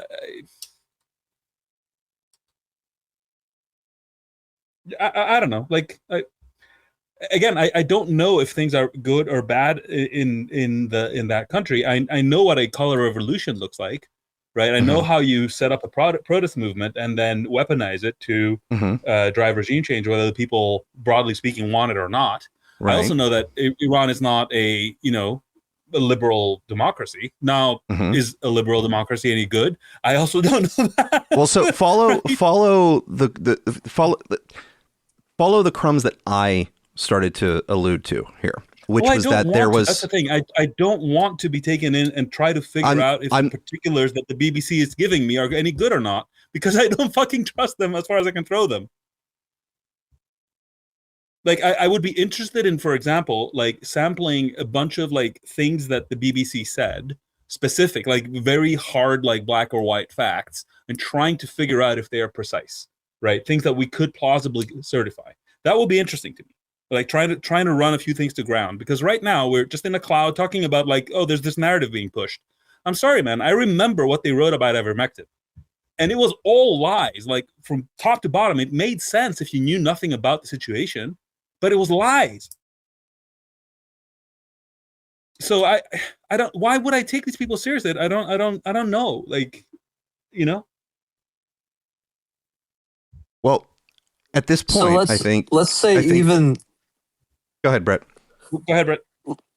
Let's say even all of this reporting about inflation is accurate, and the upset is as reported. In one case, you could say, oh, maybe this could lead to the overthrow of the regime. In another case, you could say, well, this could, lead to an intensifying of current policy. So let's just take New York City as a recent example, where the, quote, affordability crisis helped lead to the election of Mamdani. It didn't lead to a total reversal of, current policy. It led to, you could, arguably say, an intensification of current policy. And so you could see it going either way.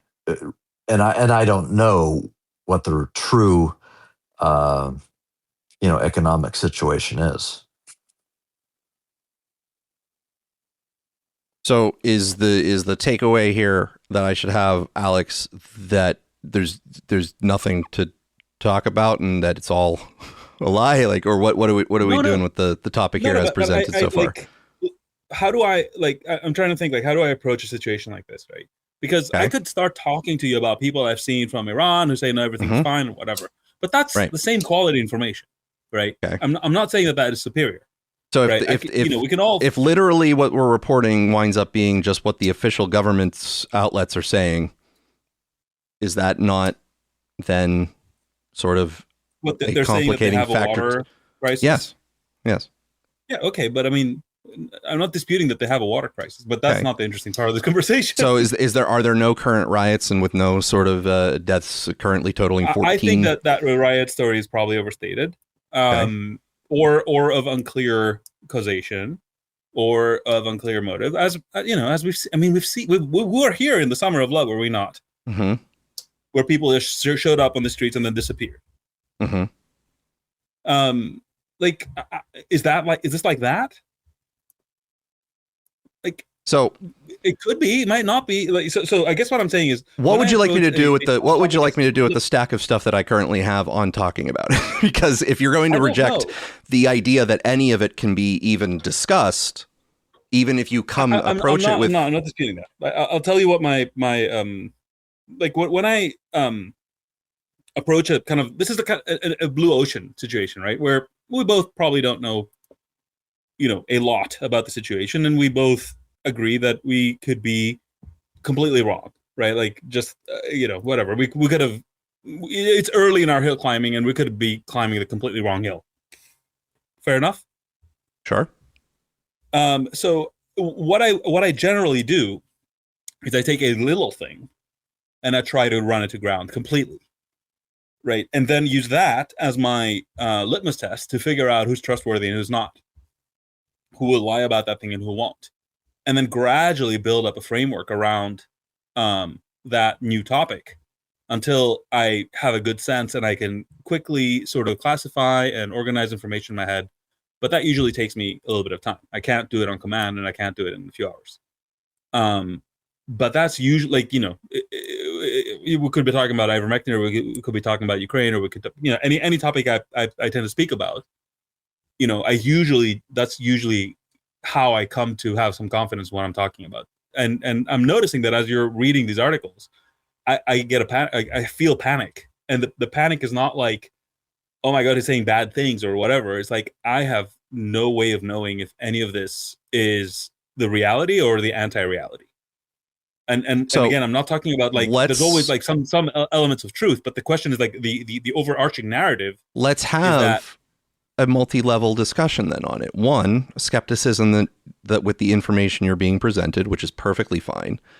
A tentative idea of what it might imply if true, what it doesn't imply if true, and then what it implies if it is all not true.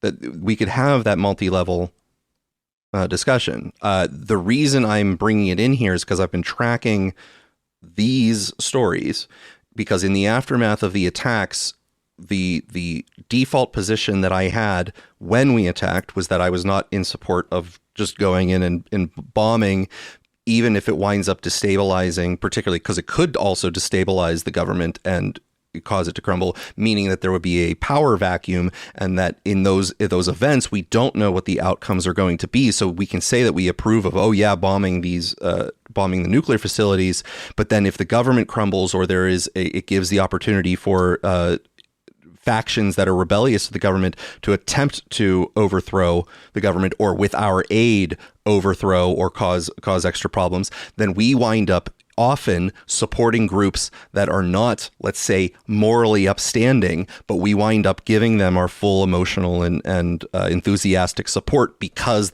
they're the enemy of our enemy. And those are things that we should be wary of. Known to be supporting the MEK, for example, which it had previously prescribed as a terrorist organization.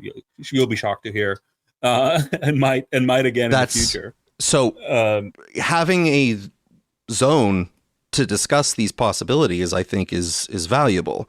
So to the extent that these are reported things that occurred after the bombing, things that would cause possible tension, that in a government where the internals don't even know for sure who was coordinating with the US and the Israelis on those attacks to begin with, who is trustworthy in the government, who is there, along with things that I do believe we have a reason to believe occurred, such as more liberalization of certain policies like the female headdress covering in public, causing internal tension inside of the government, are all factors that could give us an idea of what may be down the pike, whether it is a nudge from us, a actual attack to hit them while they're weak, to do, like, all sorts of possibilities are there, and the whether it is strictly a narrative to make us think that something is going to happen, or it's actually happening and gives us reason to think that something's going to happen, I think is worthy of discussion. Yeah, I guess I know for a fact that intelligence agencies are pushing narratives using the mass media. Always. I don't know for a fact that anybody cares for me to develop an accurate picture of the Iranian society.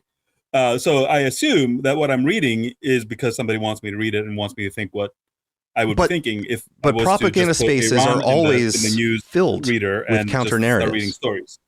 Narratives and counter narratives. You seemingly are proposing that if something is propaganda from our side, that it's incorrect, that it's factually incorrect. No. I mean, of course, propaganda has like element of falsity. It could also have elements of truth. The whole point is that, look, I've thought about this quite a bit, and I don't want to say, well, everything's narratives and whatever, who gives a shit? Like, your narrative, my narrative, it's this. Well, no, actually, I have a strong opinion on this, which is that narratives are event sequences, right? They are predicting the next, not token, but predicting the next event. They're event sequences. And I think the human brain likes narratives for a reason, because they are predictive. And so narratives should be thought of as functions that generate predictions in terms of future events, right? And that's how they're judged. So I have I'm a hard realist when it comes to narratives, which is kind of weird, but I hope you see what I mean, right? You and I could read, or 100 people could read the same articles, and we could all come away with a different narrative. That doesn't mean we're all equally valid, because our narratives are predictors, and we could actually write down those predictions and perform a quote unquote scientific, process of seeing whose predictions are better off. So, and ultimately it comes down to fitness, right? Like some of us are going to predict the world that's going to come in more accurately and are going to be able to use that information to adapt. And some of us are not. So it's not, I think it ultimately comes down to a matter of life and death for, maybe larger time frames. But okay, that's all fine. I I guess I have a different way of acquiring information, right? I don't like just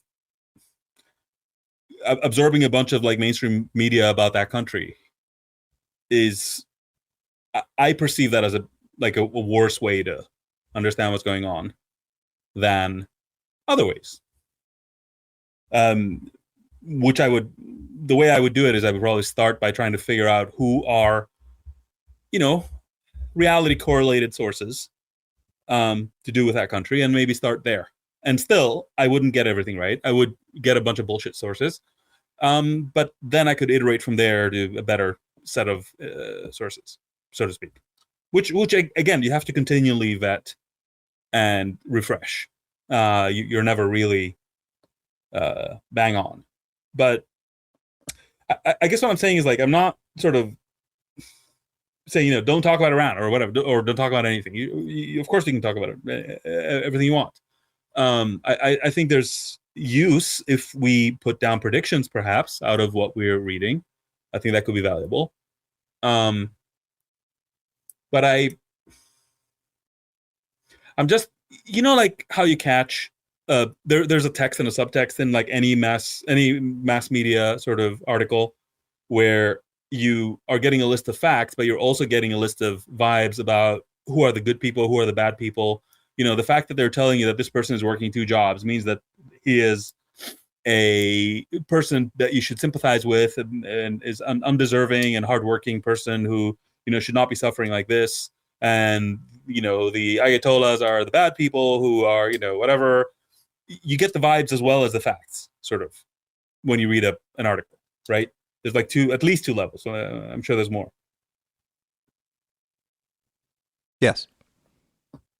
So I guess, yeah, I don't know. Maybe I'm so cynical and burnt out that I just sort of opt out myself personally. If I'm faced with an article like this, I'm like, yeah, whatever.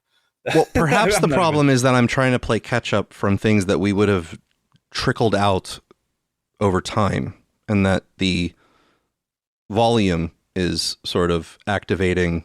Let me ask you something more else. You seem to put a lot of value in the sort of expatriate community of Iran. Is that fair? And what they tend to say? No, not exactly. It is that this is Iran International in particular is one of the largest expatriate go-to sources, and therefore, if I'm reading it through there, it is likely that a lot of expatriates are consuming similar stories. Okay.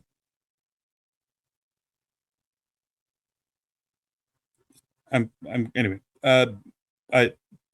So what? You're really losing me right now. Anyway, because I'm trying to get the thread of what exactly you are objecting to that can be responded to. Because right now, at the moment, it feels like the objection is that because these sources are not strictly Iranian and strictly internally Iranian. I wouldn't want to be reading strictly Iranian. Like, no way. Why would I want to be reading strictly Iranian sources? That would be insane. Okay. Just so we're clear. Right now, I'm trying to cover. Like they've got a gun to their heads. I'm trying to cover stories that have been coming out since the attacks, because if the claims are largely true, that there is the extensive economic issues, water shortages, high inflation of the order of 30 to 40% inflation. If things like they are actually deciding to change the decimal point on their currency in order to mitigate the effects of inflation, if there is truth to a lot of these things, that is speaking to a period of large destabilizing forces. And when you have destabilizing forces, there is pressure. Pressure needs to go somewhere. It needs to be released. And something along the lines of a moderation in government policy, like, as by the example I keep using, the the change of the public headdress policy for females, that is a release of certain types of tension. But if there are battles internally on the government, hardliners coming in to try to say, no, we're going to keep these certain rules. We're not going to be liberalizing like that. We're not going to be succumbing to these corrupt influences, et cetera, that is like putting a lid on something that is increasing pressure inside. And so those types of dynamics I find are good to at least start to investigate. Now, to the extent that some of these details could be distorted or change the perspective because they have been overblown, that is good information to have as we discuss it. But it feels like at the moment, unless all of those answers exist, it's not worth talking about. No, I wouldn't say that. I guess, look, I will say this. This is the last thing I'll say about this, and you can continue your coverage, and I will attempt to follow along as best as I can. When I cover a topic, I like to have good answers as to why is this a good way to look at this topic, and I feel we do in our conversations generally are able to answer that question pretty well. And I feel in the case of Iran, we are less capable of doing that. And your answer is, well, yes, because we're learning about it, and we are we hope to get there at some point. And I get that. It just, I don't know. That's the source of my discomfort. Okay. So at the moment, we're not at the level that we typically have of coherence on the topic. Is that a summary? Look, to the degree that we are highlighting that this is a narrative aspect, and there are others that we are already doing a lot better. Okay, I'm going to give Donald J. Trump here an opportunity to comment. He's a speaker, and then I will continue with the trajectory. Donald J. Trump, PhD. Thank you for waiting patiently. You can find no worries, boss. There you go.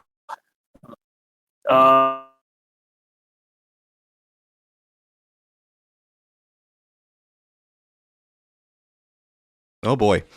Can you believe that we lost you immediately? As you said, So go ahead and jump in and interrupt me, sir, when you get your connection back. I don't know what happened to you there, sir, but go ahead and just interrupt me as I continue so I can keep the pace here. So we come to this week. Now we're in the aftermath of this Venezuela action, or kind of coinciding. CNN, no major change in troop levels after Trump says U.S. is, quote, locked and loaded to defend Iranian protesters. President Donald Trump was seeking to send a, quote, strong warning to Iran on Friday when he suggested in an early morning Truth Social post that the U.S. would forcibly intervene if Tehran shot and killed protesters. But as of now, there have been no major changes to troop levels in the region and no direct action has been taken, officials told CNN. Quote, at this point, if it was a strong warning, no action has been taken that I'm aware of, a White House official said. Trump had provocatively written just before 3 a.m. on Truth Social, quote, Iran shots and violently kills peaceful protesters. If Iran shots and violently kills peaceful protesters, which is their custom, the United States of America will come to their rescue. We are locked and loaded and ready to go. The Post, the administration's first official statement on the deadly protests that have broken out across several of Iran's provinces this week, drew immediate backlash from Iranian officials who warned that American troops in the region could be targeted if Washington were to intervene. Though the remark appeared to suggest military action, a U.S. official said that no major changes have been made to troop levels, nor have there been preparations in the Middle East. U.S. Central Command declined to comment. CNN reached out to the White House for comment. The U.S. has a variety of options to support Iranian protesters, according to officials familiar with the matter, though many stop short full of military intervention. Among them are steps previously taken by President Joe Biden's administration during widespread protests in 2022, such as bolstering internet connectivity using satellites, which would stymie efforts by the regime to cut off access to information. It could also include new sanctions against regime figures or sectors of Iran's economy. So, Alex, from that story this week, that was the second. Yep. I mean, next week it could be Trump says that they have shot protesters or they haven't or whatever you feel like, and that we will or will not bomb them. So that's my set of predictions. Trump will say things is a very good. yeah, and we'll say and do things, I feel, in response to events and not.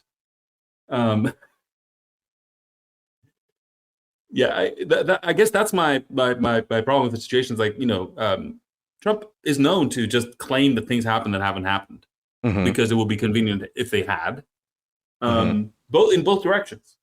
Yes. Right? Remember when he said that we would be bombing the Yemenis until they give up, and then he said, well, they called me and they gave up, and they were like, well, we didn't do anything like that. And then he said, yeah, so I will stop bombing them. They're like, great, I suppose we'll just continue doing what we're doing.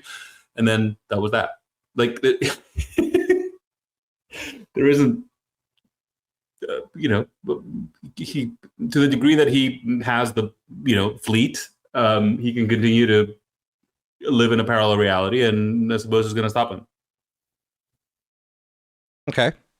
Well, since this topic seems to be not something you are inclined to want to analyze further today, I'll just put it to the side, and we'll catch up maybe as the week or two continues, and maybe you'll be able to have some of your sources that you don't. I don't know. You just didn't give me a lot to work with, sir. As far as conversation goes. Yeah, that's fair enough. I guess I'm I'm painfully aware of how little I know about Iran, and therefore I do know what CNN is like. I can tell you. Well, that. I was hoping that perhaps not that you just parrot sources that you listen to. I know that you think about the subject and things like that, but to the degree that you do have places that you would possibly go to where you have trust that they are at least giving you their honest thoughts, or giving you relatively highly accurate information that other sources miss, that inform you, that a takeaway would be. Here's what we discussed that I frequently, right? Like the Duran, like Alistair Kirk, who writes Conflicts Forum with Substack, and there's a bunch of others. They will give you a resolutely pro-Iranian government line, which I'm not repeating because I'm not sure they're correct. Right? I haven't got the data to the context to sort of position it in. And I know I could totally tell you that, they're just very anti-Western intervention, and therefore they will reflexively take that line. I get it. Now, that could totally be the case, which is why I'm not going to just start reading their articles and tell you like that's what's happened. And that's not what you're doing. So it's just the conundrum I'm in, which is that I know what you're reading and where it's coming from. I know what I'm hearing and where it's coming from. I don't want to say that my sources are better. Like, that's not really a situation I want to be in. I think it would serve to if there are opposite understandings, even if you aren't certifying that they are true, it would be good to know what those alternate perspectives would be. I will give you one tidbit that I think is organic for a reason you'll understand. So there's one podcast I watch called Dialogue Works. And the host of that podcast is this guy who lives in Brazil, but is clearly of Iranian extraction. And he happened to be in Iran like this week. So he's talking to people who he usually talks to from Brazil, and they discuss Iran. And they're like, wait a minute, you are in Iran. What are you seeing around you? And he's like, I don't know what to tell you. I don't see that many protests. And I hear about it. I've seen a couple of videos, but like, it's largely fine, right? That's what he said from what he saw. Now, could he be exaggerating, right? Could he be all sorts of things? Yes, but at least I know that his face did not come up on my screen because he was selected by somebody else to tell me about Iran. Right. But he definitely has a perspective, right? That's probably more sympathetic to the government. But again, like that's the best I have is that this person that I sort of parasocially know seems to be thinking that it's much less of a deal than it's being made to sound like. Consider some analogs on the U.S. side. There were riots against ICE earlier in the summer in like Los Angeles, right? And things were set on fire. Highways were disrupted. Cop cars were vandalized. Bricks were thrown at the cop cars. Things of that nature, right? So you could be talking about a level of disruption of that scale, let's say, only in this case, if reports are true, deaths were involved inside of these riots, where it doesn't wind up becoming something that everyone across the city of Los Angeles personally experienced, and therefore their perspective would reasonably believe there is nothing, whereas the people on X or watching cable news would see scenes that looked far more widespread and give them the implication. So the magnitude winds up being distorted from all sides, meaning the people who don't see it on their neighborhood. As we talked about, right? I was in Seattle while the whole Chaz thing was going on. Right. And if I avoided those 4 blocks, I sort of wouldn't know it was happening. Mm-hmm. But that the video from those 4 blocks made the loop of the world, and that was Seattle for them. Right. And that is my point right there. In Athens, by the way, right, when there've been like really tough protests with like people setting things on fire and shit, like cars and garbage cans, and like just like having a real sort of street fight with the cops. Like you can literally be on the next street over, and you're fine. And I find that aspect. Everybody knows, between like which streets. To the standpoint, Alex, that let's say I'm reading these stories, and let's take them all factually true, just for the moment, just for argument's sake. No. That the water problem is as bad as it is, the inflation problem is as bad as it is, access to all of that, and then let's take that these protests are very, very similar to the sort of Seattle type situation or the LA protests, right? And they're not indicative of some larger tide. Gathering information like, hey, this guy was there, I kind of believe that he didn't really see much going on, and therefore it might decrease the idea of the magnitude of these protests. That's good information to glean, in my opinion, about at least an attempt to triangulate what might be going on. Even if we don't get enough predictive power to know what's going to happen next, I do think it serves something to discuss those items. Yeah, I will mention something that I hope it helps and doesn't hinder. Which is, you remember that clip you played where there was a news host interviewing this reporter who was, I guess, in Iran, and the host, we just played this, and the host was like, so the protests, how are they going? I hear they're all over the country, right? So he feeds him the line that the narrative he has to serve. And the guy said, well, I wouldn't quite say they're everywhere, and I wouldn't quite say they're very intense, but it's worth watching. So like, yeah, I don't know what the world looks like where CNN and the BBC are giving me a fair view of the situation, I guess. Well, that was Al Jazeera. Sure. I mean, I'm not saying it's more accurate. I'm just saying that wasn't. Don't get me started as well. I was simply saying that wasn't the same cut from the same cloth. I wasn't saying it was more or less accurate. They're cut from a different cloth. But Qatar and Iran are not exactly best buddies. Brett, do you have any thoughts on Alex and I's little sort of back and forth here, or the situation in Iran as you are aware of it currently? Brett might have stepped away if he might have given up on us, to be honest. That's very possible. I give up on me today too.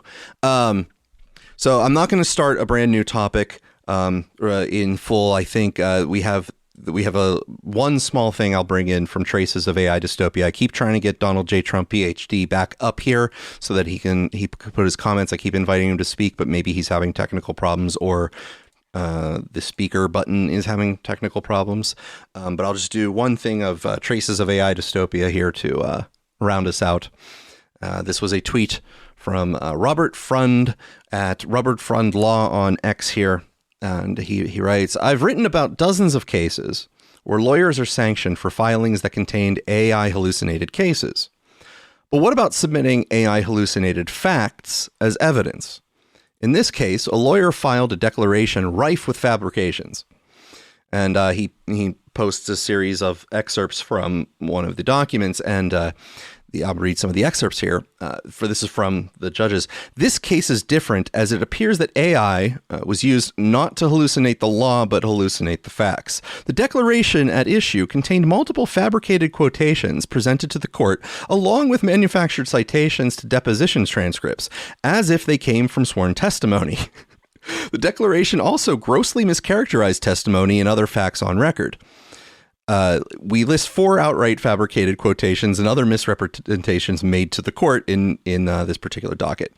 The declaration was filed in opposition to a motion for summary judgment. Counsel expressly used some of those fabricated facts to argue to the court that the case contained genuine issues of factual dispute.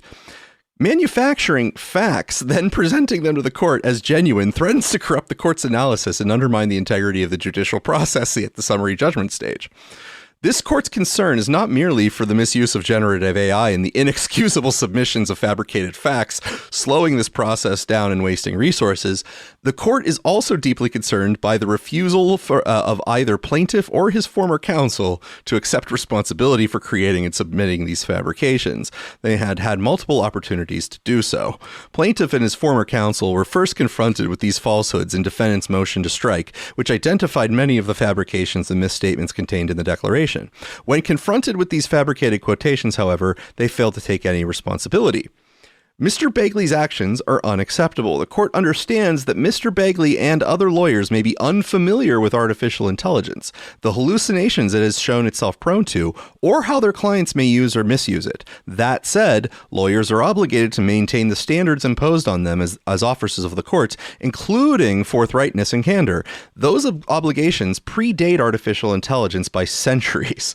How Mr. Begley did not recognize or uncover Dr. Polia's citation as completely fabricated deposition testimony is hard to fathom, as Mr. Begley not only attended the depositions, he took them. So, Alex, this is somewhat AI dystopia, but although it is actually somewhat more human dystopia, and are we actually worthy of wielding these tools? Well, I will say this. I've tweeted it before, but in effect, I think you should operate under the understanding now that every lawyer you know is using AI. It is, like, literally, they are. Just some of them are better about vetting the output than others. And you do get the occasional moron who... I love the fact that he took the deposition. Or whatever. He took the deposition. Didn't recognize it was fabricated. Everything is a bell curve. Everything's a bell curve. Oh my God. But beyond that, I do think that the story that it tells me is that the other story about a bubble is overstated, because there are entire professions like lawyers that have, extremely broad and wide penetration by this new class of product, which means a lot of users, a lot of use, a lot of pro packages, a lot of blah, blah, blah. And that's just one profession. Trust me, there's more. But I do think that we are essentially seeing, the skimmed output of what is a extremely broad adoption of that technology in that field. You would, if that was happening, you would see this, and you do see this. Well, not to extend another conversation about the supposed bubble, but I don't think that the issue of the bubble situation involves product adoption so much as whether or not the current players who are expanding the data centers all have a sustainable strategy on charging for the usage that has been adopted that leads them to be able to sustain the activity that they have been, and so therefore all of the investment that has been going into it might be misplaced. I think is more. We need to delete the .com bubble conversation, because that was a lack of use that made that happen, right? We need to find other analogies where some company was growing rapidly in use and did not find the way to. The analogy with the .com bubble did involve many chases for being, the FOMO in companies that had no business model. Now, clearly, a lot of the investment in this case is not the same way, where there isn't exactly a pets.com analogy to be made, where the pets.com analogy. The key infrastructure story in the .com bubble is what was called dark fiber, which you probably know about, where a lot of infrastructure was laid speculatively on the understanding that the use for this internet thing is going to go through the roof anytime now. Mm-hmm. And while, hey, we're on the internet, so that did happen. Yes. It didn't happen fast enough for those dark fiber vendors to make their business models work. So they all ended up selling their dark fiber to Google for pennies, who then went on to. In those circumstances, I would still say there is obviously I don't know what the type of bubble popping, so to speak, if it were to happen, would look like, the degree to which it would things would pop. But in that sense, yes, it would be somewhat analogous, which is that the current level of investment and support structure is not equal to current demand, even though clearly adoption is somewhat ubiquitous. That, let's say, just quote, everyone is using them. People who are putting in data centers that are not being used, they're just sitting.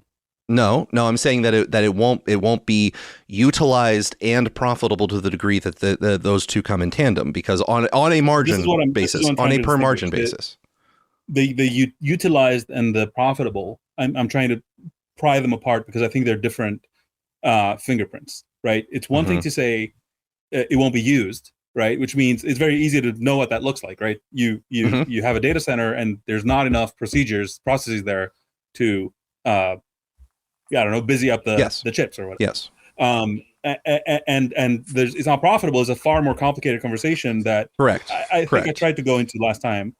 But that's not what, that's what I'm trying to say. Like, .com bubble analogies, I think, have to come with it's not being used kind of data. Brett. So could I jump in for just a second? Yes, absolutely. Okay, so I just did a presentation on this a couple weeks ago. Between 1995 and 2025, so that's 30 years, basically the build out of the internet in the US. So that's, long haul fiber optics, that is broadband links to home and businesses, that is mobile cell phone towers, that is the first generation of data centers, all what we would consider the build out of the internet. We invested in the US, we invested $3 trillion over 30 years. For AI, the projections are that between 2025 and 2030, so that's 6 years, we're going to invest in the US about $3 trillion in AI data centers. So just to give you some idea of the scale that we're going to invest in 6 years, what we did in 30 years. That's not inflation adjusted, but, roughly. So this is the biggest technology infrastructure build out of all time, obviously, but a couple differences. The internet infrastructure build out, especially in, say, the late 90s and early 2000s, was mostly debt financed.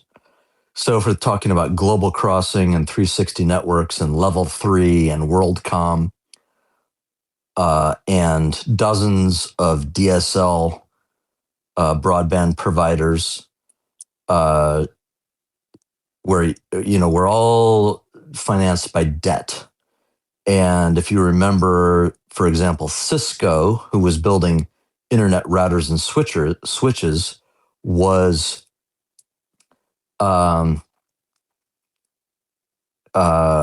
financing.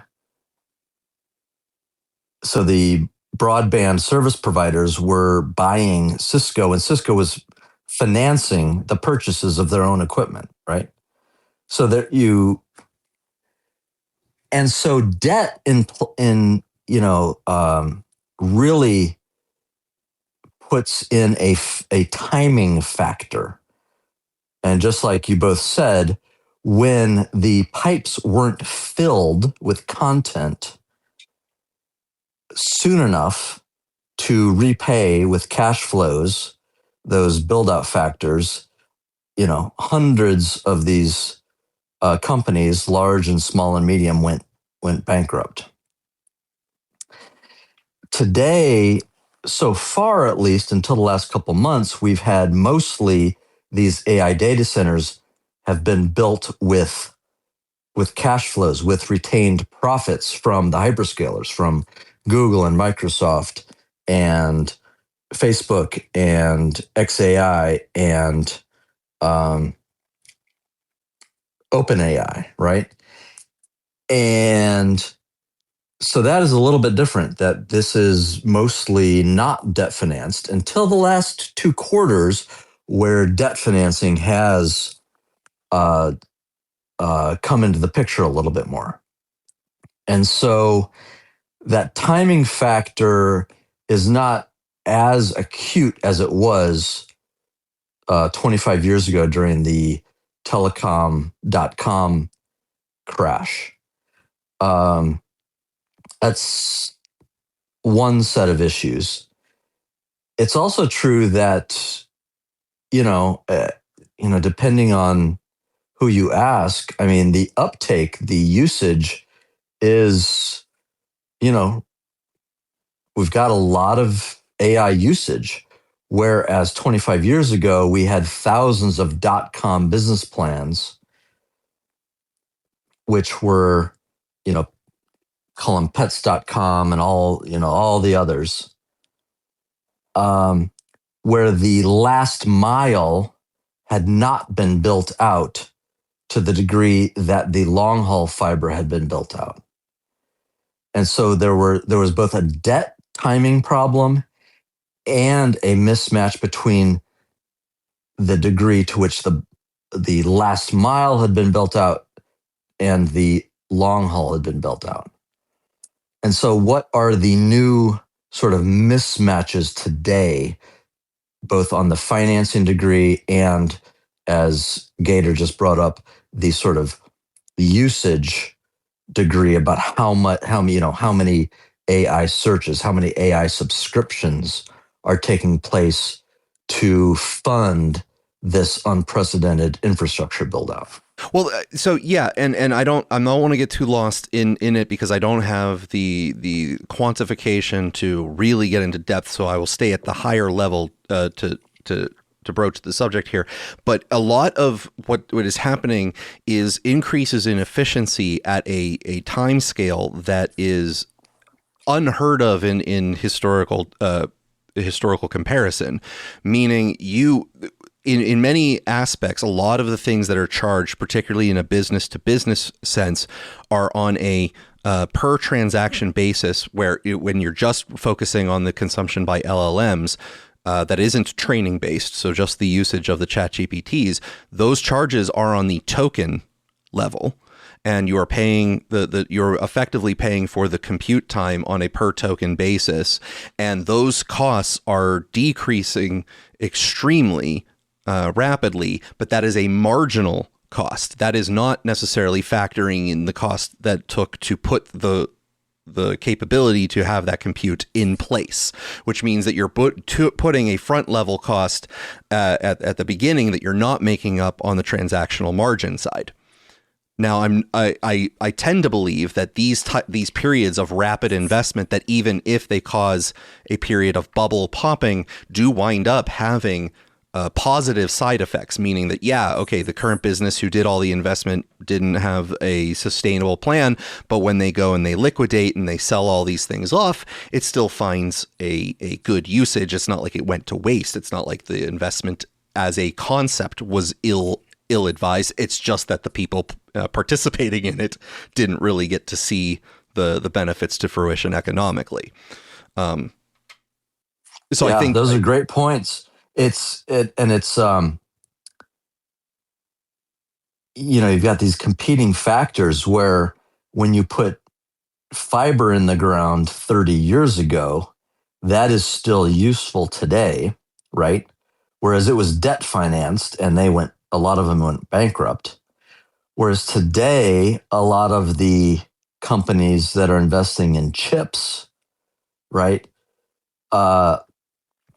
They're making more money, but like you say, the cost per token is declining extremely fast. There's more usage, but the chips depreciate far faster than the fiber did. And so it's a tough, there's some really tough equations here where there are sort of mismatches.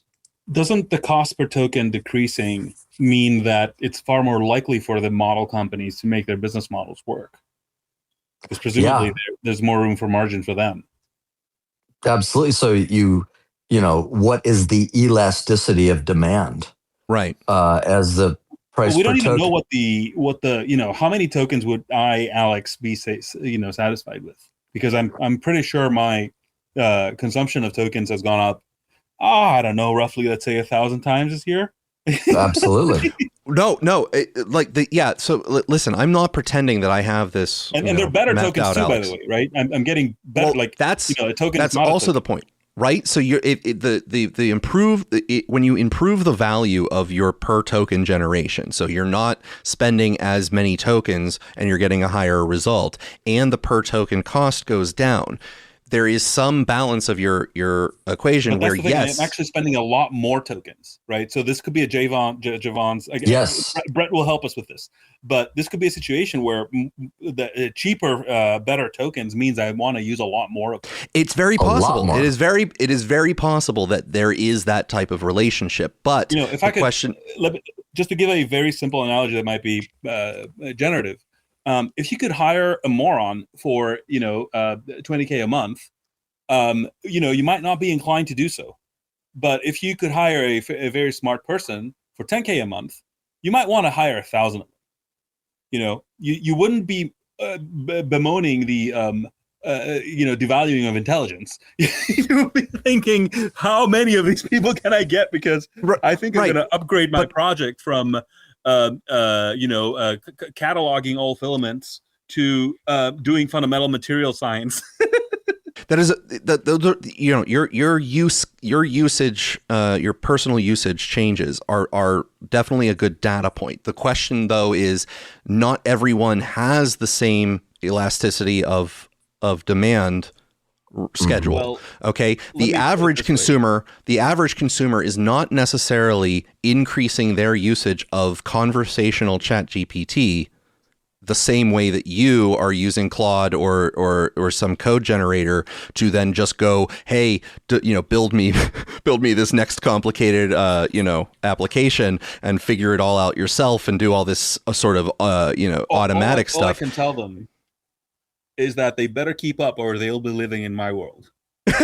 do you see my point as far as they better get their citizenship applications ready for Alex Land? Because do you see my point as far as the unpredictability of the consumption goes? Because if they release a new model that improves the quality of, let's say, conversational chat GPT at a reduced token cost, and you have something that you've already invested, like they're changing the price of 5090s, and I know that 5090s are not really powering all these things, it's higher models, but let's just imagine that it's $5,000 now for RTX 5090. You buy RTX 5090 as your spilt milk cost there to get the power to compute it, but now you're only charging on the margins for the token, and you never actually are able to recoup that $5,000 for the 5090. we could talk about how awesome the models have improved and how cheap they are per token now, but that infrastructure cost just gets burnt because you spent the total cost of $5,000, and in a competitive market, you're not going to divide the token usage by $5,000 in order to recoup the cost of that expenditure. Is basically the point. You're charging by the margin, which is roughly going to be your. All I will say is that it appears that from historical models, from Google and whatnot, that they seem to be continuing to use their TPUs longer than they expected originally, which is why they've been changing their models, which has been why, Burry has been, bitching and moaning and stuff. That's on the back of that kind of a revaluation, which goes the other way. Burry is fine being 30 years early. Yeah, that's fine. Okay. So, Burry was also betting against Tesla, and turns out he had a timing problem. Oops. Right. But so he's not exactly God. He had a good. I don't repeat just arguments he makes. Guess. Yeah. Look, I guess we can approach it from different directions. One direction is the demand for intelligence limited, right? And I have a very, very hard time seeing that happen if we grant that the quality of tokens is going to keep increasing and the cost is going to keep dropping.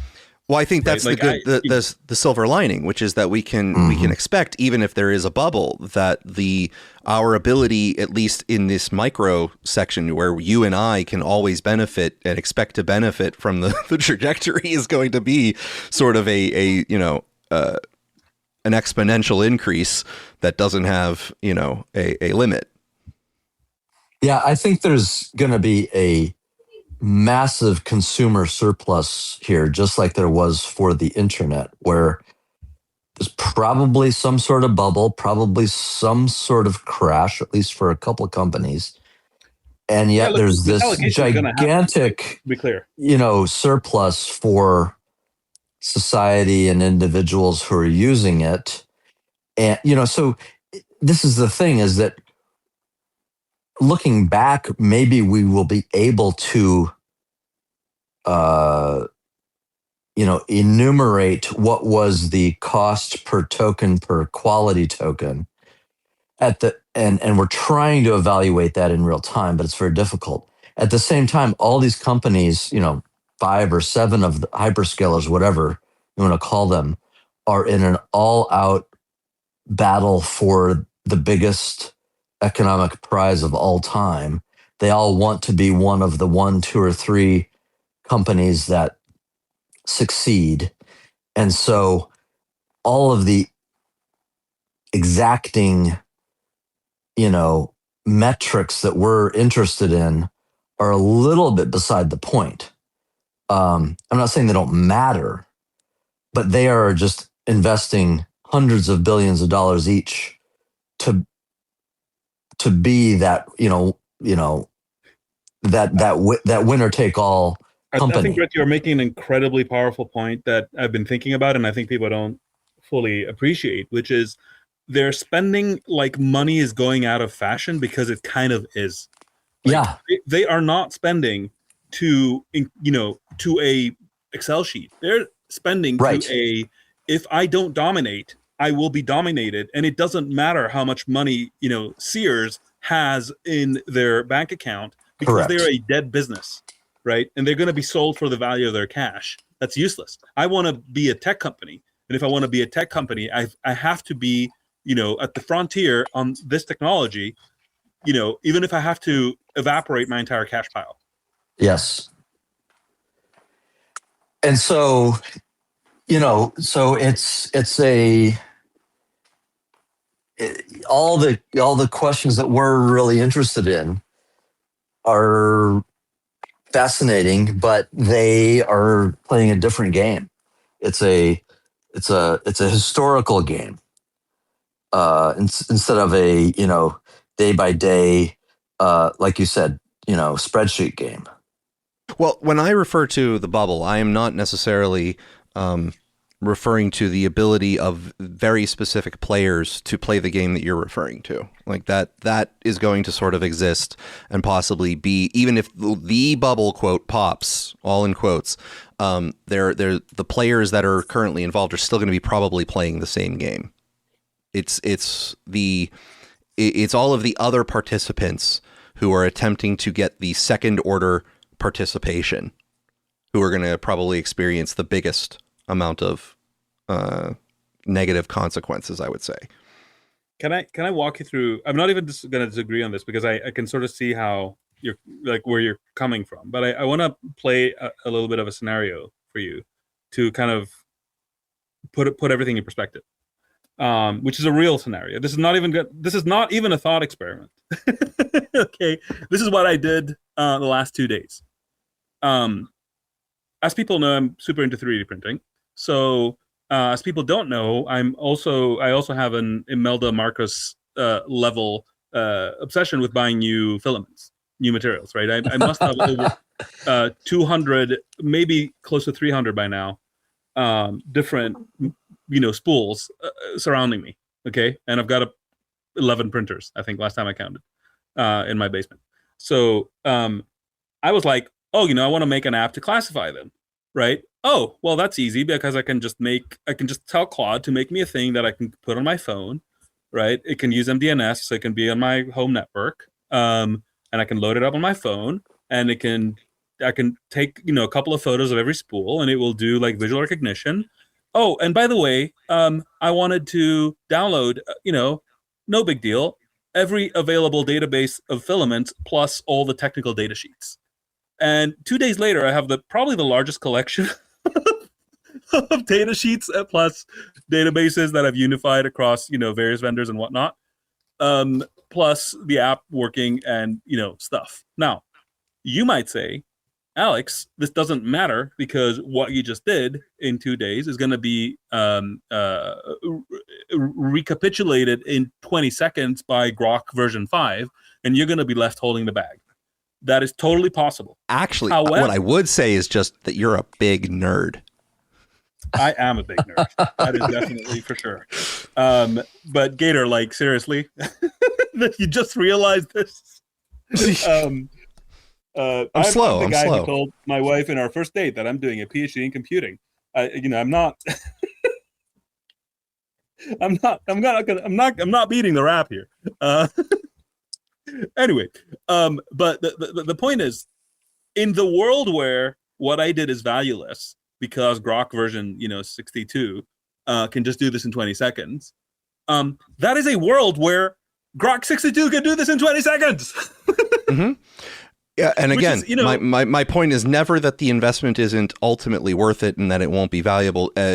Alluding to Brett's comment about building out the infrastructure of the internet, that the value can be there, and it doesn't mean that all the actors are making the wisest moves right inside of it. Mm-hmm. It means that the effort that was done had value that we were able to still extract, even though maybe the process of doing it was a little bit haphazard and not thought out well in some ideal state. I guess, look, the thing is that, and this is probably, I'll wrap with this. I hope I'm bringing some interesting materials in this part of the conversation, at least, but I don't want to monopolize it. The thing is that there are multiple, I guess, bubble style hypotheses, right? And one is one that I would probably agree with, which is that there is going to be misallocation of funds, right? We have not yet reached perfect capital allocator, and the AI is not going to be on time to provide this with that. Okay, so right. there is going to be misallocation. It could be substantial. There could be one or two companies, or I don't know, a couple, maybe three, I don't know, which make potentially sizable mistaken bets. I can go up to that point. The bubble that a lot of people, at least I see, maybe I'm getting the wrong feed here, is one where they're saying OpenAI is going out of business. XAI is like a wasted money. Meta is misallocating funds in doing what they're doing. Google should go back to being a search engine. So, between those two positions, however, there's a lot of other ones, and it sounds like you are somewhere, in between. So, yeah. When was Google a search engine? Aren't they just a giant spy corporation? But you repeat yourself. Depends who searches and for what, I guess. Okay. Yes. Anyway, yeah, no, it's fast. I mean, I'm happy we're going to be able to see all of this up close in the next year. I think the next year, in terms of AI, is going to be probably pretty ridiculous. Okay, actually, Gator, I know what I'm going to ask you. Okay. In 2026, do you think we're going to see as much progress as we saw in 2025? And I do realize that itself is hard to quantify. But I think in some way we will see both less and more. Less in the sense that the delta between the progress we make in each sort of model is not as obviously improving to our eyes as maybe metrics might report. Okay, because we are currently at a level where these things in particular use cases are getting extremely good, and therefore we won't notice the delta because it'll be in edge cases. But that the improvements will be in the manner in which we are using them, because I have been somewhat slow to be really happy with the ways that the agent assisted coding practices have been. However, in the last 2 months at least, I believe that things are starting to lock in place where the ability to utilize these tools is coming to the level where even with their deficits and their flaws, that you are able to manage them in a better way to where a well-advised and wise developer can actually now utilize them as akin to having several junior developers sort of at their disposal who are also somehow impressively fast. And that those tools will get even just minor improvements in those tools will yield significant amount of improvement in value. So there's my sort of nuanced response. Sorry, go ahead, Brett. Yes, please. Yeah, so I don't pretend to be anywhere near the level of software expert as either of you two, but just in the last couple hours, Elon Musk retweeted David Holtz saying 2026 will be the year of the singularity. David Holtz tweeted that, quote, "I've done more personal coding projects over Christmas break than I have in the last 10 years. It's crazy. I can sense the limitations, but I know nothing is going to be the same anymore." So he's the founder of Midjourney, I think. And so I just, mostly, I mean, I use, the LLMs all the time for my research and stuff, but just from what I'm reading about really good software developers, I'm continuing to see more and more who are saying that, like, this is massively empowering their capabilities. So let me give you I would rely more on YouTube to confirm that or not. Let me give you my thoughts on that matter, because I think I might be able to give both a pessimistic and an optimistic version that would help fill in gaps here. So the early excitement about these things was often overshadowing a lot of negative aspects. So the early progress was just in the fact that you could get these things to produce code that's reflected what you asked for in a generic sense. That code, however, wound up being of a quality of arbitrarily Googling for that code and copying and pasting the first thing you found, which means that it was sketchy, wasn't necessarily really fit into a well planned out architecture, caveat emptor left and right. So the only thing that you really gained in the short term as an improvement was more of it. So you would get small amounts early, but then you got more of it. And so now you just got faster produced caveat emptor. The tools that are now coming into play are able to help ameliorate that problem even when it exists, in the sense that you are now having adversarial LLM agents, adversarial in the sense that they are fulfilling different roles, to where you can come up with a plan. If you well articulate it well, you can have an agent who has its own context focused on ensuring security policy that you specify. You can have an agent that's focused on implementing code in a particular way. You can have another one that is focused on the manner in which you're constructing code.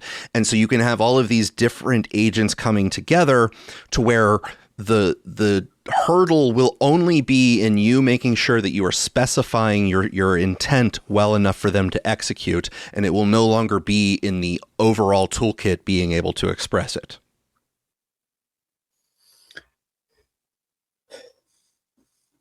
Alex, do you have any? Yeah, the only thing I will say is that even if we just get some marginal improvement in coding capability and some marginal improvement in, data collection and a linear improvement from here,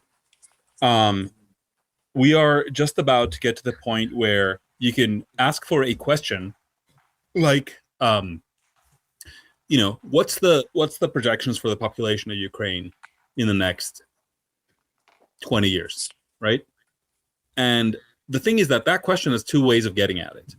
One is to look around for projections, right, and try to give me a projection that's like projection-y and other projections by other people. The other one is to go first principles, ground up, load up, all the basic data and all the trends, and like literally code up your own projection, right? And if you can do the second one to some degree of quality, you can beat the first. And I think when you get there, you start to get improvements now, like because you have superseded the default way of doing things on the question answering front by, going first principles on everything. And that's why I think even if, we hit some kind of a wall on like primary performance, we're nowhere near done in, at the tap performance, like what the user actually experiences. It might not be the LLM itself, right? It might be the scaffold, but they don't care.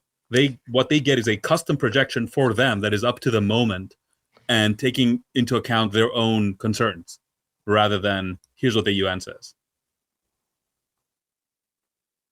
Yeah, so I think when it comes to software development, this year is going to see a lot of improvement in the ability for well-informed and seasoned developers to be able to execute a lot of their vision. Prior to that, in 2025, I would say the best that could be done with the LLMs sort of relying on them exclusively was getting fast prototyping out the door. Yep.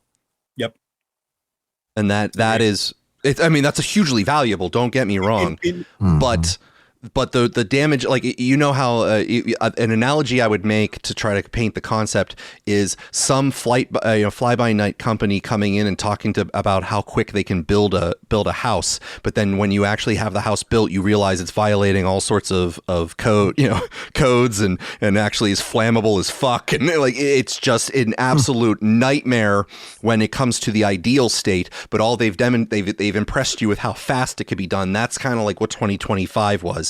And now the newer companies are coming and going like, okay, we've taken this fast thing, but now we're actually going to give you the tools to adhere to codes and make sure that the material's not flammable and all these other things, where intelligent design, not in the God of the gaps philosophical sense, but an intelligent designer, someone, a developer who knows the right way to approach things, can instruct them and to do so and follow those rules enough to have a really, really strong working and not necessarily ready to ship, but at least a good beta version in a relatively short time. Let's see what happens. I will, as a way to close this off, I want to just tell everybody here, repeat if you follow my feed, you will occasionally see me freaking out and saying, learn the prompt. That was in 2023. Or, get Claude Code. That was in 2025. And I really, really mean it. Like, if it helps you psychologically, go and pay for the most expensive package just so you'll do it. But fundamentally, just get Claude Code and make a thing that you want. I do think that we are about to bifurcate in, the people who can do this and the people who can not. I think, Gator, in terms of what you said, the only thing I can sort of add that is a little bit more than just agreeing is that, as I've said multiple times, I've had the experience of running a company with, dozens of developers that, I could tell them what to do and they would go and do it. And the feeling I have with, these machines under my fingers is starting to approximate that, which is really weird. Yeah. Because these machines are not bitching about it at all. I'm tending to still bitch at them. The number of times I've asked Claude, what the fuck were you thinking? Whoa! Oh my God! You don't want to see my what the fuck are you thinking? But they don't bitch back at me, which is amazing for me. Correct. Yes, is what I'm saying. Yes. I don't have to deal with their shit. If you are someone in the development, if you're listening and you are a developer and you are feeling like you're falling behind and you haven't really dabbled into the LLM based code generating, and if you take Alex's advice, which I agree with, and get the most expensive version of Claude Code, it's really you're paying for the ability to basically have relatively unlimited usage of the LLM for about $200 a month, Alex, right? That's about. Yeah, that's it. Okay. Again, so I don't want people who can't afford it to do it. What I'm trying to say is go to a level that you can afford to keep at it. And once, if you haven't done it yet, and you get Claude Code, here are the things that you want to study up on how to do, basically off the ground floor, to understand the toolkits, because it'll be a little bit confusing if you've never seen it before. You want to study MCP servers, agents, and skill sets or skills. And there's just 3 different types of things that will expand the capabilities of what the coding apparatus is able to do. MCP servers, for those who maybe have heard of them but don't actually know what they do, you can think of them as small interfaces that allow the LLM to talk to very specific types of external services. So, for example, you can get an MCP server that is able to talk to Microsoft Word. So if you happened to use Microsoft Word for documentation or even reading of documentation that exists, you could have this MCP server be able to perform the reading and writing operations inside of Microsoft Word. So you don't have to do a whole bunch of extra work to make code that happens to do it. An MCP server might already be written to allow you to do it. MCP server might already be written to talk to databases, so you don't have to rely on the LLM to write the SQL code for you. The MCP servers are something you can get away with just understanding what they do and installing them, but you can also write them yourself and provide new capabilities custom to the items that you're doing that allow these code generating platforms to interact with stuff that's in a controlled, safe way, as opposed to, let's say, giving them access to the command line and letting them type their own commands. Additionally, there are agents, which you can think of them as individual instances of the LLM that have their own instruction sets, their own system prompts, where you are giving them very controlled tasks where they have very, very narrow instructions, so that their role is much more defined and the quality of their output is therefore controlled and of higher quality, so that if you have specific things that you expect to happen when dealing with a particular type of code, you can have, let's say, something that is an expert in Python or expert in specific packages of a subset of Python or any other programming language. You can have an expert in writing that code, an expert in writing a different language of code. So there's all sorts of those learning curves that once you get past them, you've just improved your capabilities of using something like Claude Code. There's other competitors that are very similar. They're all sort of standardizing in similar ways.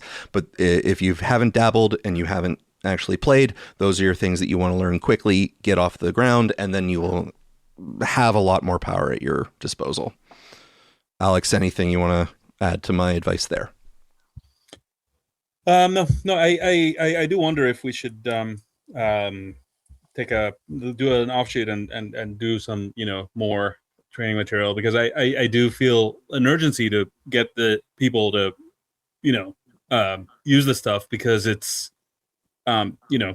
selfishly or ideologically or whatever, like I want more dissidents to have this power.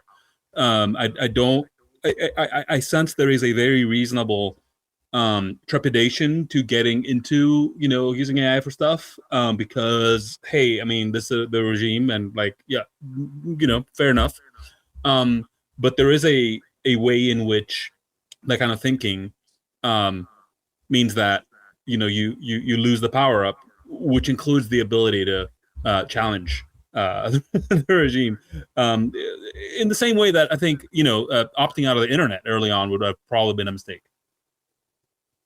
Yeah, I think anyone right now who is a developer to some degree, if you call yourself a coder, whatever, even if it's a hobby, you would at least be able to make very, very quick personal use projects, things that maybe only you'll ever use, but they help you do things that would take you possibly a week or more to develop yourself, spending many, many hours per night. You'd be able to do it in maybe 2 hours and have something that works and is good enough, so to speak. And I think that's actually a very nice thing to have. It is a very beneficial thing to have. So at the bare minimum, even if that's all you'll ever use it for, it'd be good to get your feet wet just to understand that you can have that power. All right. Just don't touch Copilot if you use Microsoft. Don't really touch just Copilot. It'll ruin everything. In terms of equal representation, yes, there's a lot of different things you can use. In terms of actually getting somewhere, just use Claude Code. It's just better right now. Yeah. So all right, everybody. Well, this went kind of all sorts of places. I hope you haven't lost all opinion of me, Gator. No. I next time cut me some slack though. Okay, you got it. Brett, thank you very much for your contributions today. It really helped enhance the conversation. Hope to have you back in the future. Thank you. Wonderful. Appreciate it. Thanks, Donald guys. J. Trump, I tried my best to continue to invite you up. Hopefully oh, there he is. Next time. There he is. Is he up? Is he finally up? Yeah, last second save. Last second save. All right. Did you guys hear anything I said last time? No, you said whelp and then you disappeared. Yeah, hard reset on everything. Okay, so you got the floor. The floor. I was just giving you guys a heads up. If you want kind of real-ish news out of Iran, you want to look at Iraqi and Kurdish newspapers and websites and news sites. They'll generally be the most accurate. Baghdad will give you the most cosmopolitan, kind of mixed leaning Sunni. Basra, the southern areas, like a newspaper or site out of Basra will give you kind of the Shia perspective, which is a little bit more Iranian sympathetic. And the Kurds will probably give you the best because they actually have the Taliban have a Kurdish enclave that extends into Iran. So they tend to also be the ones who are able to, when they can, I don't know how it is now, but they used to be able to get video and everything back across the border. So they used to be a little bit more accurate than everybody else. And the bias is going in. That is very valuable information. Thank you for resolving your technical problems to be able to let me know that. I'll try to add that into my rotation of sources. So I'll cross-pollinate and cross-correlate in pieces of information, see if there's disagreement on aspects, or even if they're just none of them are mentioning the same things together is also a data point. Okie dokie. All right, everybody. Yes, Donald J. Trump, please, if you're around next time, it'll be great. I suspect we might need you. Everybody, Happy New Year. I hope your 2026 is off to a good start, and everyone have a wonderfully dumb week ahead. Happy New Year.